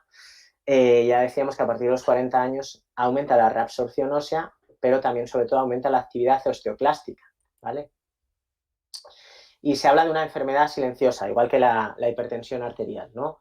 Pueden pasar años antes de que aparezcan los síntomas o complicaciones de la osteoporosis si no hacemos un estudio diagnóstico, ¿vale? Las regiones donde más se manifiesta son el cuerpo de las vértebras torácicas, las costillas, el fémur y el húmero, en sus epífisis proximales y el radio en su epífisis distal, es decir, en las partes del hueso más cercanas al centro del cuerpo, ¿vale? Por ejemplo, en la cabeza del húmero se suele producir mucha osteoporosis. En la columna vertebral, la lesión característica es la fractura por compresión de los cuerpos vertebrales. Suele aparecer un dolor agudo de espalda al agacharse y sentarse, que nada tiene que ver con una lumbalgia, en este caso con una dorsalgia, y ese dolor agudo se alivia en reposo y en posición supina, tumbados boca arriba. Esta fractura también puede provocar radiculopatías, es decir, que afecte a raíces nerviosas en las diferentes zonas de la columna vertebral. Es decir, que si tengo una fractura por compresión en la zona dorsal, pues seguramente tenga afectada esa zona alrededor de esas vértebras. Si es en la zona lumbar, pues puede afectar a la zona del cuadrado lumbar, puede irradiar también a nivel del glúteo y hay que diferenciarlo, pues por ejemplo, de las hernias discales y de las ciatalgias, ¿vale? En este caso, pues hay diferentes pruebas que no forman parte un poco de este curso, pero se podría analizar cuáles podrían ser motivos, pero sobre todo la característica principal es ese dolor agudo de espalda en esos momentos. Bien, cada episodio de fractura-aplastamiento va a causar cifosis progresiva y la talla de la persona va a ir disminuyendo de 2 a 4 centímetros por año. Es decir, que a lo largo de varios años la talla puede disminuir en torno a 20-25 centímetros, que es una barbaridad, pero evidentemente solo tenéis que ver pues, la talla de las personas mayores, ¿vale? Complicaciones. Puede haber ese tipo de complicaciones al disminuir la cavidad torácica, es decir, esa actitud cifótica. También esto nos va a indicar qué tipo de ejercicio podamos hacer para una persona con osteoporosis, porque va a disminuir la cavidad torácica, incluso la cavidad abdominal, aunque haya un abombamiento también abdominal, que se da también en otra patología que veremos hoy, que es la espondilitis anquilosante. Ello va a provocar una disminución de la tolerancia al ejercicio, por esa dificultad en la propia respiración, en la biomecánica de la respiración, ¿vale? Y por otro lado, en las extremidades se suelen producir fracturas a nivel de cadera del fémur proximal o a veces cuando uno cae, al apoyar la mano en la extensión, se produce una fractura del radio distal de la muñeca, ¿vale? El diagnóstico, bueno, pues bien mediante radiología, para ser visible radiológicamente debe haber una pérdida superior al 30-50%. Hay signos más precoces en la columna vertebral, en los cuerpos vertebrales, y estas fracturas por compresión se aprecia un acuñamiento en la parte anterior del cuerpo vertebral, ¿vale? Más frecuente en esa zona torácica y en las causas en las osteoporosis posmenopáusicas en las mujeres. En las vértebras lumbares se produce un aplastamiento bicóncavo central, ¿vale? Evidentemente, desde hace unos años, con una densitometría ósea, se puede valorar el nivel de masa ósea que tiene el hueso, las diferentes partes. Se suele hacer a nivel lumbar, L3, L4, L5 y en el fémur proximal. Bien, para el tratamiento, en fracturas por compresión son muy dolorosas, pero curan con rapidez. El tratamiento va a estar orientado a aliviar el dolor, es decir, el tema de antiinflamatorios, analgésicos sobre todo, el uso de corsé en determinados casos muy concretos, por ejemplo, para prótesis torácicas en los que busquemos una hiperextensión de la columna vertebral. Va a haber un trabajo de tratamiento rehabilitador y readaptador, ¿vale? El reposo en la cama solo cuando sea necesario. Cada vez estamos siempre dando a esta parte del reposo solo cuando sea necesario y sobre todo empezaremos con la actividad física lo antes posible, en el momento en que nos lo indique el médico. Calor húmedo, se suele aconsejar también un colchón duro, uso de zapatos de tacón bajo y suela blanda, ¿vale? También hay momentos en los que ante el riesgo de fracturas por caídas empieza a tener que ser necesario el uso de un bastón para tener una mayor seguridad y programas de extensión activa de la columna. Vamos a ver qué tipo de trabajo. En los farmacológicos, el uso de estrógenos, que decíamos antes, con función ovárica alterada en mujeres posmenopáusicas, Es efectivo también en un periodo alrededor de la etapa de la menopausia, inhibe la Each hand reabsorción ósea y underneath reduce and la pérdida de behind the hueso angle en of todo the el patient's esqueleto, es decir, mandible. va a ayudar a Now, esa while maintaining inhibición stabilization of del the trabajo patient's head and neck, osteoclástico, que decíamos que aumentaba más la destrucción de hueso, ¿vale? Calcio oral, calcitonina, todos estos preparados, pero ya decíamos que si no tenemos una base previa, poco podemos hacer. Vamos a compensar, pero muy poco. Importante los hábitos higiénicos y dietéticos. Si somos consumidores de tabaco, alcohol, eliminarlo, y la alimentación equilibrada, ¿vale? Aquí sí que hay una referencia a evitar dietas hiperproteicas. Con la parte que nos interesa a nosotros, que es la actividad física, perdón, para mantener la masa ósea, ese ejercicio físico que hagamos debe ser regular. En edad adulta ya vemos que hay una tendencia no solo a la inactividad física, sino también a permanecer mucho tiempo sentados, ¿vale? El tipo de ejercicio recomendado, aquí vamos a entrar bueno, me gustaría que entrásemos también en discusión de qué puede aportar la actividad acuática. Favorece el aporte de mineral al hueso, sabemos que lo favorece. Por tanto, los programas de actividad acuática dirigidos, por ejemplo, a personas mayores o programas específicos en mujeres peri- y posmenopáusicas están indicados como tratamiento complementario a dicha patología, ¿vale? Como tratamiento complementario. Y aquí pongo un asterisco. Se indican ejercicios hipogravitatorios. Yo no estoy a favor de esta expresión que había encontrado, planteados desde una perspectiva aeróbica ligera, moderada o incluso intensa. Esto ha cambiado con la evidencia científica en estos últimos años, en que si son ejercicios hipogravitatorios, ya veremos en la progresión que vamos a hacer con la osteoporosis, pueden beneficiar al principio, pero después vamos a necesitar fijar con ejercicios con un mayor impacto o en este caso con una sobrecarga del propio peso corporal, por ejemplo, ¿vale? Ejercicios contraindicados. Jóvenes antes de sufrir osteoporosis, actividades extremadamente vigorosas, sin reposo y con mucho impacto, esto puede generar un déficit de estrógenos importante y una menorrea, hecho que interfiere en el deterioro de la obtención del pico de masa ósea. Esto sería en casos muy determinados que además normalmente si hablamos de deportistas casi profesionales deberían de estar controlados por el médico y que por lo menos que hagan una información y un asesoramiento de qué les va a aportar un mayor rendimiento y qué les va a aportar una mayor salud. Eso evidentemente después cada deportista va a tener que tomar decisiones, pero estamos también hablando de personas que están formándose, y esto, bueno, si yo lo pongo en cuestión. Bien, por otro lado, con la osteoporosis establecida, evitar actividades con mucho impacto y ejercicios agresivos que fuercen flexión anterior de la columna vertebral, ¿vale? Si vemos que también la osteoporosis va a tender a una actitud cifótica, habrá que valorar si, por ejemplo, en el agua nos interesa hacer los encogimientos abdominales, ¿vale?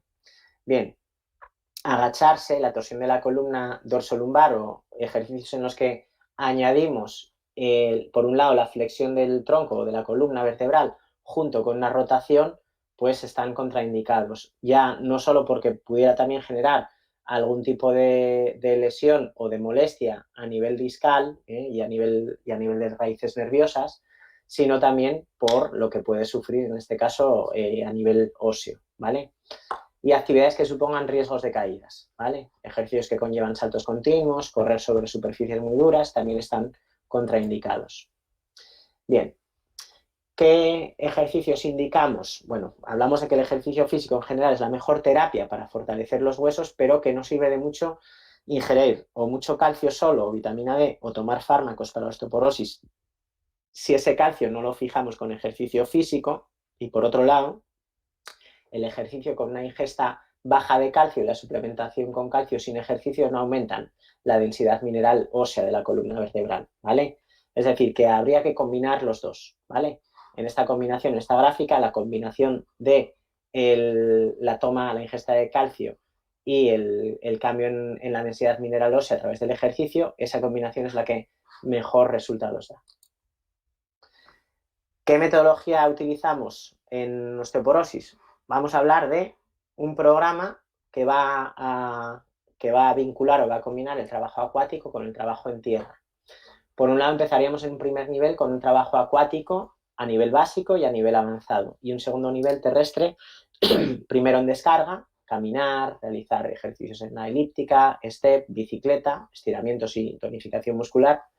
Y un tercer nivel en tierra ya con cargas y una readaptación funcional, es decir, volver a generar una mayor sobrecarga para que fije mejor el calcio al hueso, ¿vale? En las actividades acuáticas, muy importante el trabajo postural a la hora de realizar movilizaciones articulares, los ejercicios de tonificación en piscina poco profunda y el trabajo de los estiramientos.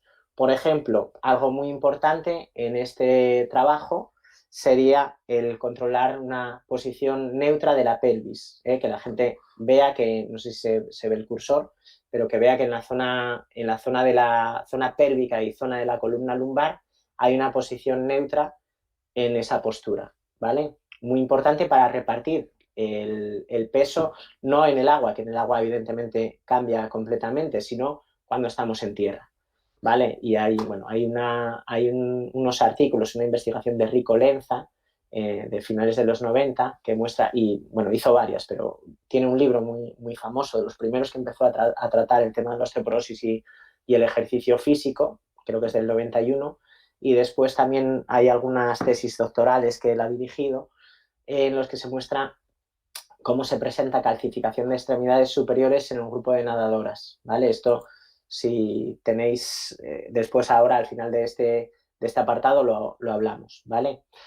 En ese primer nivel que decíamos acuático, deberíamos de complementar con ese trabajo en tierra del fisioterapeuta o del servicio médico, siempre que sean actividades, hablamos en estas fases dinámicas, no balneoterapia. Se llevaba mucho en estas primeras fases sobre proteger a la persona y pues a lo mejor pues eso, es decir, bueno, estas vacaciones de balneario, ¿no? Voy una semana y está como casi en palmitas, que no hace nada y parece que el meterse en el agua va a producir la magia de que fije el calcio al hueso.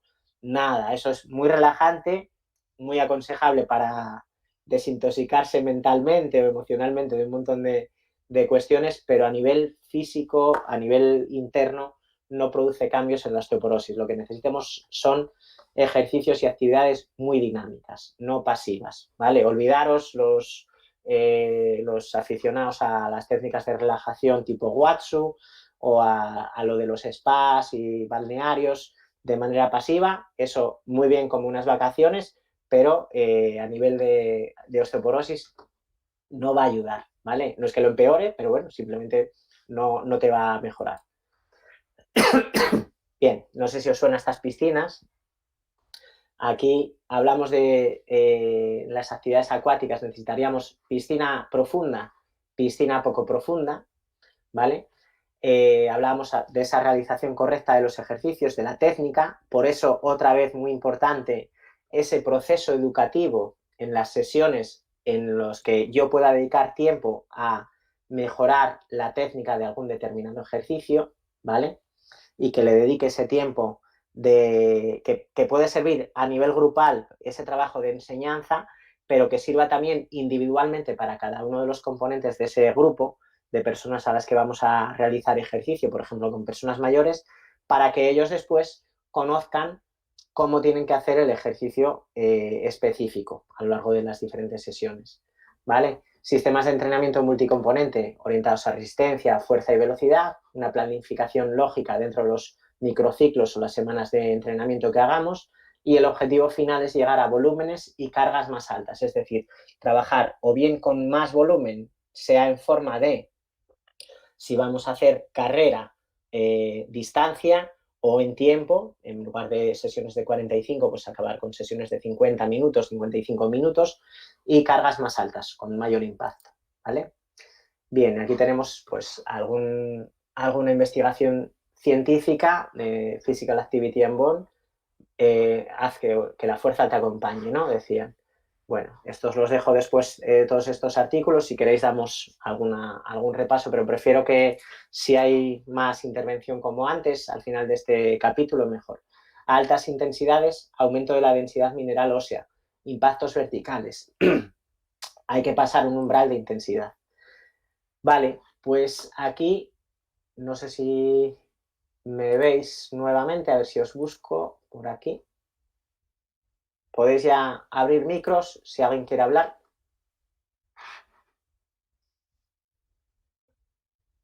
Voy a ver si doy con ella. Espera, porque parece que... A ver. Vale, sí. Es que no se me quitaba. Vale. Muy bien. Nos vemos por ahí todos de nuevo. Hola, Hola. ¿Qué tal, Andrea? bien. Me perdí la primera parte, pero bueno, ya me pondrán... Sí, ya lo subo yo después y cualquier duda. Vale.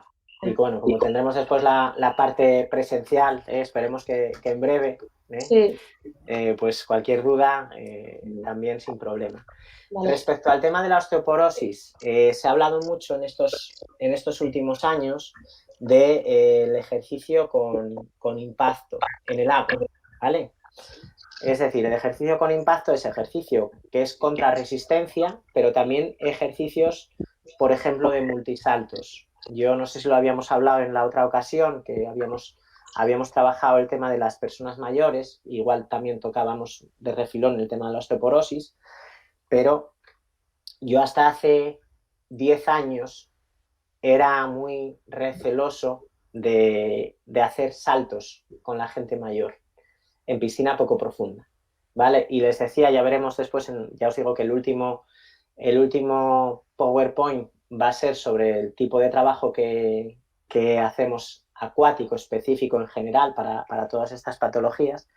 Y el tipo de trabajo, hay un trabajo neutro, un trabajo con impacto y un trabajo en suspensión. Pues yo les decía de esos 3 tipos de trabajo, yo a la persona con osteoporosis, al principio, hasta el 2010 o así, porque no había visto o no había seguido las investigaciones últimas que iban apareciendo, yo les decía que lo hicieran con el agua a nivel de cuello, de manera que no hicieran impactos cuando el resto de la gente hacía saltos. Por ejemplo, en una clase grupal, imagínate, en una clase de hidrocinesia general, donde tienen que pasar de la piscina nuestra mide 7 por 14 o 15 metros, pues tienen que pasar de un lateral a otro saltando y vuelta, pues a los que tenían osteoporosis les decía, bueno, pero tú sumérgete con el agua al cuello y en lugar de que hagas los saltos los haces en lo que llamamos posición neutral, un tipo de trabajo neutral,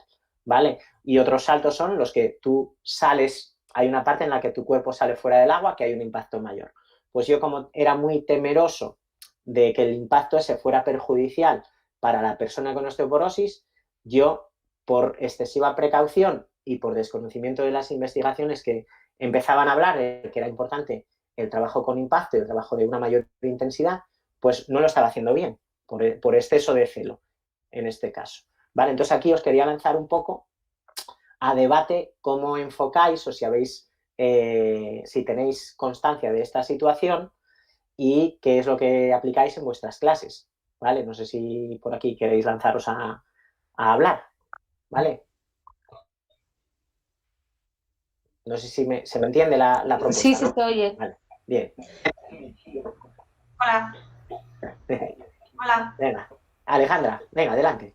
Mira, tú conoces nuestra piscina, ¿no? Sí, sí, ¿No te sí, parece que es excesivamente pequeña, poco profunda. Hay un problema de base, Alejandra, tienes razón. Eso, ahora que está Javier, el día que cometáis una infraestructura, un cambio en la infraestructura, sería Estamos en interesante. ¿Sí? ¿Estáis? No, bueno, Ah, bueno. Ah, iba a decirte. Sí, no, vale. se Vale, comentó varias veces, sí. sí. Sí, sí, sí. Pensar una cosa, cualquiera de nosotros tenemos diferente altura, con lo cual, si tenemos una piscina poco profunda pero uniforme en la profundidad, no es, ahora vamos a hablar con esto de la igualdad y la equidad, es igual para todos, pero no es equitativo, porque unos van a estar más sumergidos y otros menos, ¿vale? Entonces, lo que sería, digamos, unas condiciones de equidad, o por decirlo de una manera, una política deportiva del Santa Olaya de una mayor equidad, sería que tuviera una ligera pendiente, que pudiera pasar de una, por ejemplo, profundidad de 90 centímetros a 1,10, 1,20. De manera que no todos, porque es probable que a un determinado tipo de talla le pueda beneficiar, pero a otros les va a perjudicar. Y no hay manera. Entonces, si tienes una caída de pendiente en la piscina, que no sea muy pronunciada, va a ser mucho más equitativo y va a permitir que tú puedas hacer una programación más adecuada en función de la talla de las diferentes personas, ¿vale? El hándicap del Santa Olaya es ese, que la piscina poco profunda, sobre el tema que después vamos a trabajar, se nos queda excesivamente poco profunda, ¿vale? Pero para eso estáis los técnicos, que es muy importante. Cuando hay cualquier cambio de obra en la instalación, en la arquitectura y demás, que se consulte con los usuarios y con vosotros. Pero que se consulte de verdad, porque si al final te van a hacer... Pongo el ejemplo de cuando hace unos años hicieron un centro para personas con discapacidad y las ventanas las ponían sin tener en cuenta que todos están en silla de ruedas. Y nadie se podía asomar a ver, ¿vale? Esto ha ocurrido, ¿vale? En ámbitos como el sanitario. Eso ha ocurrido en ámbitos como el sanitario o el sociosanitario. En la Consejería de Bienestar, aquí en Asturias, no sé qué centro era, habían construido, creo que era un centro para discapacitados que hay en San Martín del Rey Aurelio, tuvieron que reformarlo a mitad de obra porque nadie había pensado o nadie había dado la palabra a las personas para las que iban a ser usuarias. Entonces nadie había pensado que las ventanas estaban a una altura excesiva para quien va en silla de ruedas, ¿vale? Y esto ha ocurrido hace 5 o 10 años, no el siglo pasado ni hace 20 o 30 años, ¿vale? Muy importante esto, ¿de acuerdo? Sí, sí es verdad que hace un tiempo a nosotros nos pasaba un poquito lo mismo, ¿no? Por miedo, bueno, incluso en muchas ocasiones hoy en día, ¿no? Por miedo, pues no te arriesgas a hacer más cosas, pues por prudencia. Sí. Y sí es verdad que en la piscina pequeña nosotros tenemos poca profundidad, pero yo digo que la naturaleza es sabia. Y a no ser que tengas un loco de la vida de estos que tienes que cuidarlos, que también es labor nuestra. Hoy en día, cuando los llevas a la pequeña a hacer una actividad como lo del Zumba para mayores, que es un poco light, ellos mismos se miden. Entonces, sí que aplicamos los saltos hoy en día y cada uno de ellos va a saltar más o va a saltar menos. No le veo tan peligroso como...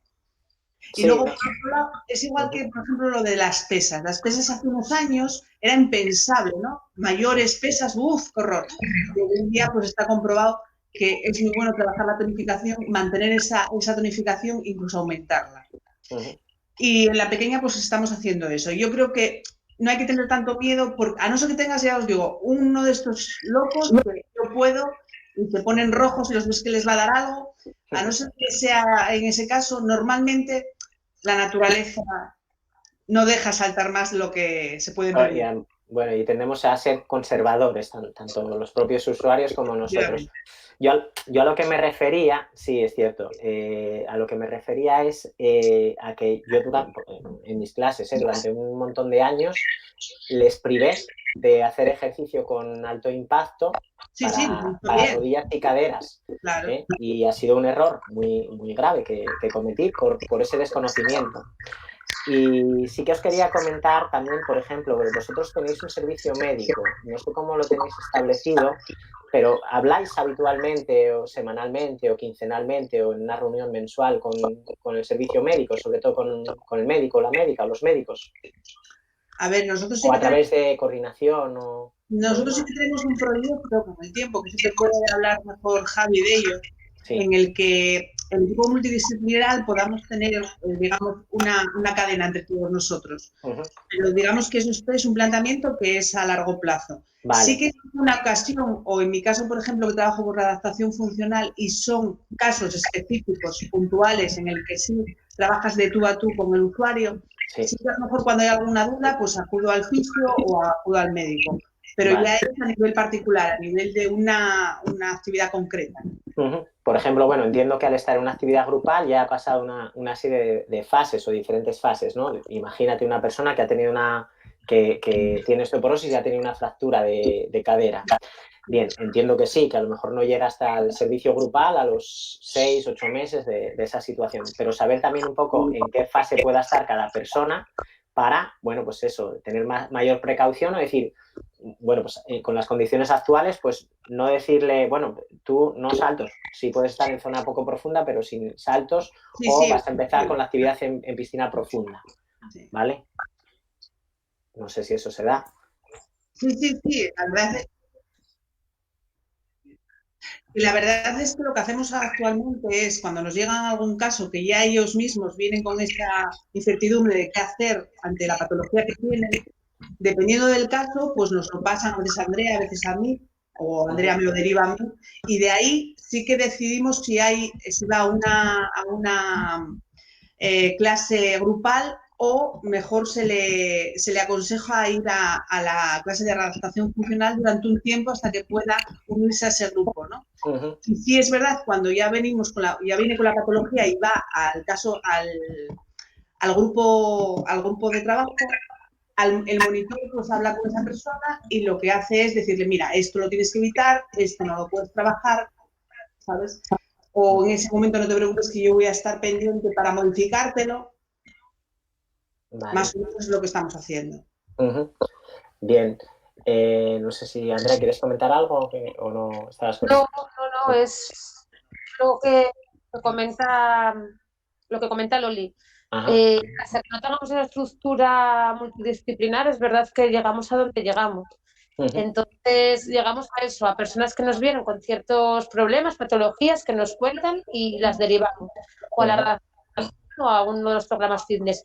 Si van a redactación, es verdad que está Loli. Y sí, el equipo médico, lo que decías, no tenemos un contacto ni semanal, no tenemos reuniones periódicas, pero el contacto con ellos Está puede bien. ser que sí, están o ahí. eso, o a lo Es una mejor recabar consultas que podáis hacer y, oye, pues sí, a lo largo de... que Loli, que es la que más está ahora mismo, nos la queda redactación, la única parte que tenemos como de salud, vamos a decir, que no es, pero bueno, vamos a comillarlo, me consta que sí tiene contacto con ellos Sí. y sin problemas. Sí. Sí, Ahora, lo ideal sería tener ese proyecto que habla Loli y sería lo ideal, claro. Uh-huh. Sí, es muy importante eso, que por lo menos que recabéis cualquier tipo de dudas, ya sea canalizando a través de la coordinación o una persona o de unas reuniones semanales, quincenales o mensuales, para decir, bueno, pues mira, tengo estas dudas en este grupo o con esta persona y, bueno, pues resolver eso en el día a día. Sí que os quería comentar, sí, dime, Javi.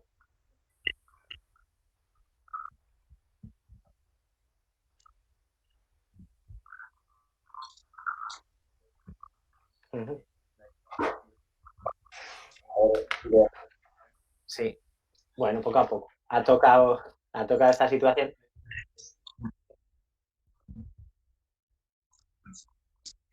Uh-huh.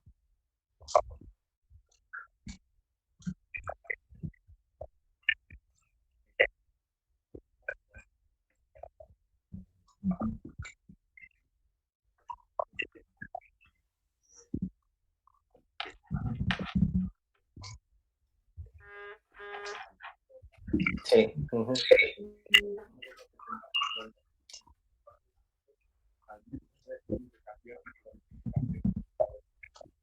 Uh-huh.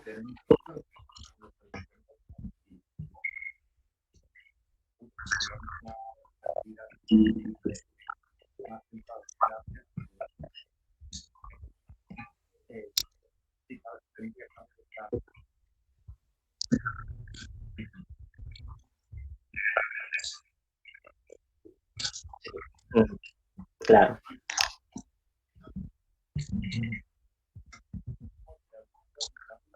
Uh-huh. Claro. Y después.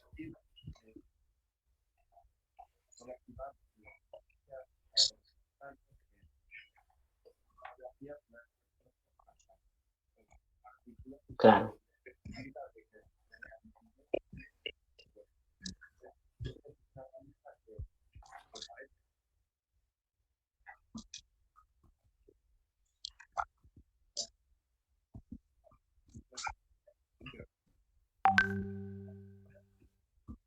Sí.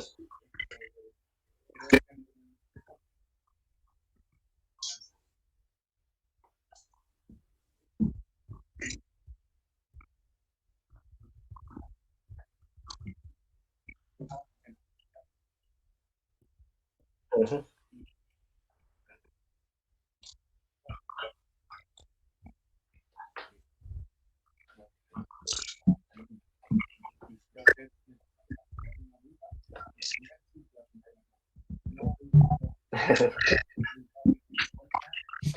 Bueno,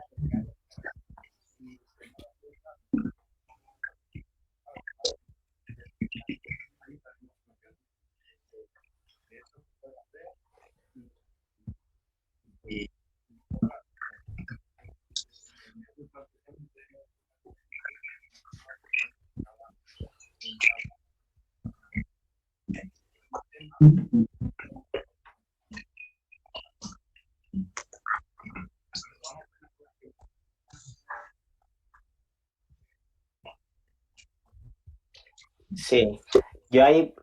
Yo aún así, quiero decir, teniendo muy claro que, por ejemplo, con el tema de la artrosis, pues tienes el tema de la rigidez articular, del dolor, que más o menos puedes testar en ese momento, pero con la osteoporosis es imposible, es decir, no vas a hacer, eso también me genera dudas, ¿no? No vas a hacer densitometrías óseas ni cada año ni cada poco, ¿no? Menos todavía. Entonces, las dudas que tengo es hasta dónde, cuántos impactos son necesarios para realizar con una persona. Si yo tengo el control, yo realmente ahí reconozco la falta de control y más en la actividad grupal, cuántos impactos son necesarios. O, por ejemplo, cuánto tipo de ejercicio abdominal tengo que hacer, porque sabemos que el ejercicio abdominal va a ayudar a fijar más calcio a nivel de la columna vertebral. Si tengo que hacer 60, 100 ejercicios abdominales cada sesión, o 200, o son excesivos, si tengo que hacer algo menos, o tendría que hacer más serio, ¿no? Entonces, todo eso es lo que todavía no he encontrado. En la evidencia científica no hemos demostrado. Sí que lo que nos dice es, puedes hacer ejercicios de fuerza, resistencia, puedes hacer ejercicios de saltos. Yo tendría que tener muy claro si esa persona está en una fase en la que ha terminado recientemente su rehabilitación o ya está, digamos, asentada, consolidada en una actividad normal para poder trabajar con una mayor seguridad. Y sí que es cierto que en algunas investigaciones ves que son pobres todavía o que tienen una muestra muy pequeña. Cierto que hay que ir con cuidado. Y también, hombre, lo que yo os animo es a que o bien seguir publicaciones que estén reconocidas en la biblioteca Cochrane o en PubMed, que son, digamos, las bases científicas, y evitar solo por entretenimiento el YouTube y demás vídeos que podáis ver por ahí, ¿vale? Porque a veces hay mucha confusión, ¿de acuerdo? Sé que llama la atención, apetece más ver un vídeo de YouTube de 2 minutos, incluso de 10, que no leerte una investigación, pero, por ejemplo, si nos ponemos a hablar de referencias que tengáis, no sé cuáles pueden ser referencias que tengáis de gente que esté desarrollando programas de ejercicio acuático orientados a la salud, pero yo es que desconozco, más allá de, por ejemplo, aquí en España, Colado Sánchez, Sebastián Borreani, en obesidad y ejercicio acuático, y poco más. Es que no hay referencias. Realmente hay poca gente, o ahora en la readaptación funcional se ha puesto muy de moda, se ha puesto muy de moda, pero que igual no lo conocemos nadie de los que estamos aquí. El preparador físico de la Real Sociedad, que trabaja de fútbol, que trabaja readaptación acuática en agua. Entonces, hay muy pocas referencias y también tenemos dudas, ¿no? Acerca de qué se investiga, cómo se está investigando y demás. Entonces, bueno, pues nada, tratar de observar, ver por ahí por dónde están funcionando las últimas investigaciones, o a lo mejor el día de mañana que nosotros mismos podamos ser generadores de alguna faceta de conocimiento en algún ámbito concreto de esto, ¿vale? Sí, dale.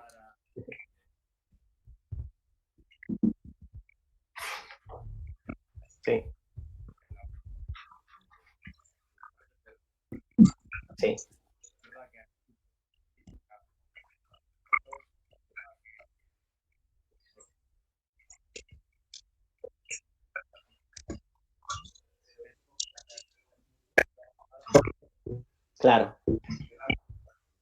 Sí.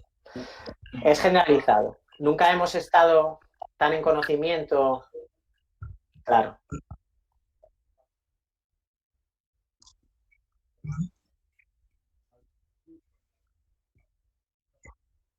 Ujú. Claro. Claro, y nunca hemos tenido tanto acceso al conocimiento y nunca a la vez nos hemos sentido tan perdidos de no saber hacia dónde ir o qué tomar en cuenta, ¿no? Mira, ni me acordaba de este chico, el de la Real Sociedad, Alain Sola. Creo que ha hecho un libro hace poco. E incluso yo he visto algún vídeo y, bueno, me ha generado alguna duda. He visto algún vídeo de él en piscina y digo, uff, pues, se me apuntaba maneras, pero cuestiono ciertas cosas. Bueno, nada. Bienvenido sea uno más a aportar ciencia, a aportar conocimiento para que podamos entender mejor y podamos aplicar mejor todo esto. Seguimos compartiendo. Sí, Andrea, No, ¿dices? sí, es a modo anecdótico lo que decías Sí. de los saltos. Yo, por ejemplo, mi madre tiene un problema grande, el tema de los huesos, es joven, de hecho ahora ya es una osteoporosis, pero Sí. empezó muy joven, con Sí. 30 y algo ya, bueno, una falta de calcio que no asimilaba, demás, bueno. Y de hecho muchas cosas que compartiste, la columna, ese aplastamiento, esos centímetros, ella en 2 años, pues sí, llegó a perder unos 15-16 centímetros, menguó. Sí, y no lo lleva mal ahora, es verdad. El último tratamiento que tuvo no lo lleva mal, pero bueno, pues se complicará.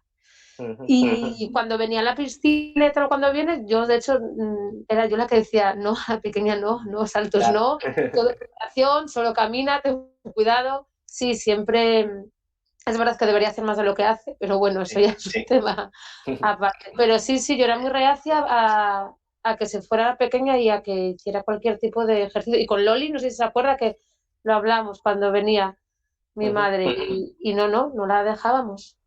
Claro, pues cuando hablamos, por un lado, hablamos del tema de los saltos, pero también hablamos del impacto sobre la articulación y sobre la formación de hueso. Es decir, si hacemos un trabajo de fuerza muscular contra resistencia, tanto en agua o si tenéis dudas, primero en agua y después en tierra, pero bueno, cuando está caminando está haciendo ejercicio contra la resistencia y con su propio peso, pero el trabajo de fuerza muscular con pequeñas cargas, bien controlado, sería cuestión, puede ser muy interesante, además tú que lo tienes cercano, podría ser muy interesante. Yo te podría ponerte en contacto con, mira, por ejemplo, pasa es que me he centrado en agua, pero tenemos a una persona muy conocida, que investiga, de los pocos que investiga que yo sepa en Asturias sobre hueso y ejercicio físico, que es Hugo Olmedillas. Además creo que es vecino vuestro, es de Gijón. Él es profesor en la Universidad de Oviedo y está especializado en hueso y ejercicio.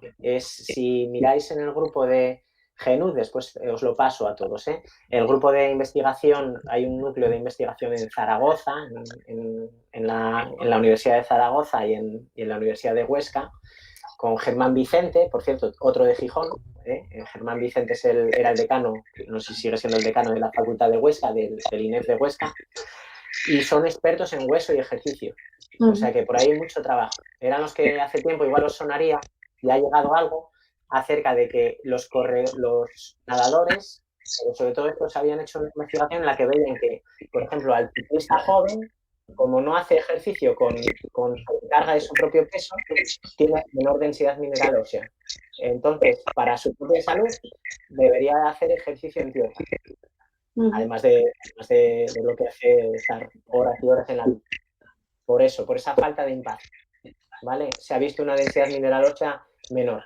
Pues ellos son, digamos, un grupo que siguen esa línea de ejercicio físico y hueso y que yo creo que le puede servir a tu madre, ¿eh? O sea, tienes por ahí pero luego está el tema de pelear con tu madre, ¿sabes? ¿No? Claro. El componente psicológico, ya sabes que a quien menos nos hace caso es a la familia. O sea, claro. que venga otro, hay que buscar a otro que venga para que le llegue el mensaje. Sí. Eso está bien. Otro día hablamos de las teorías del cambio, de cuando está la persona en proceso de cambio, pero todavía no acaba de... muy importante los aspectos psicológicos que a veces, evidentemente, los abandonamos en estas cuestiones, pero son fundamentales. Voy a compartir otra vez. ¿Sí? ¿Queréis hacer el parón? Venga, perfecto. Vale, Perfecto. venga.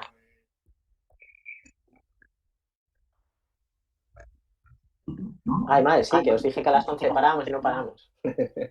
Ya voy calentando. Venga, casi me doy una duchita.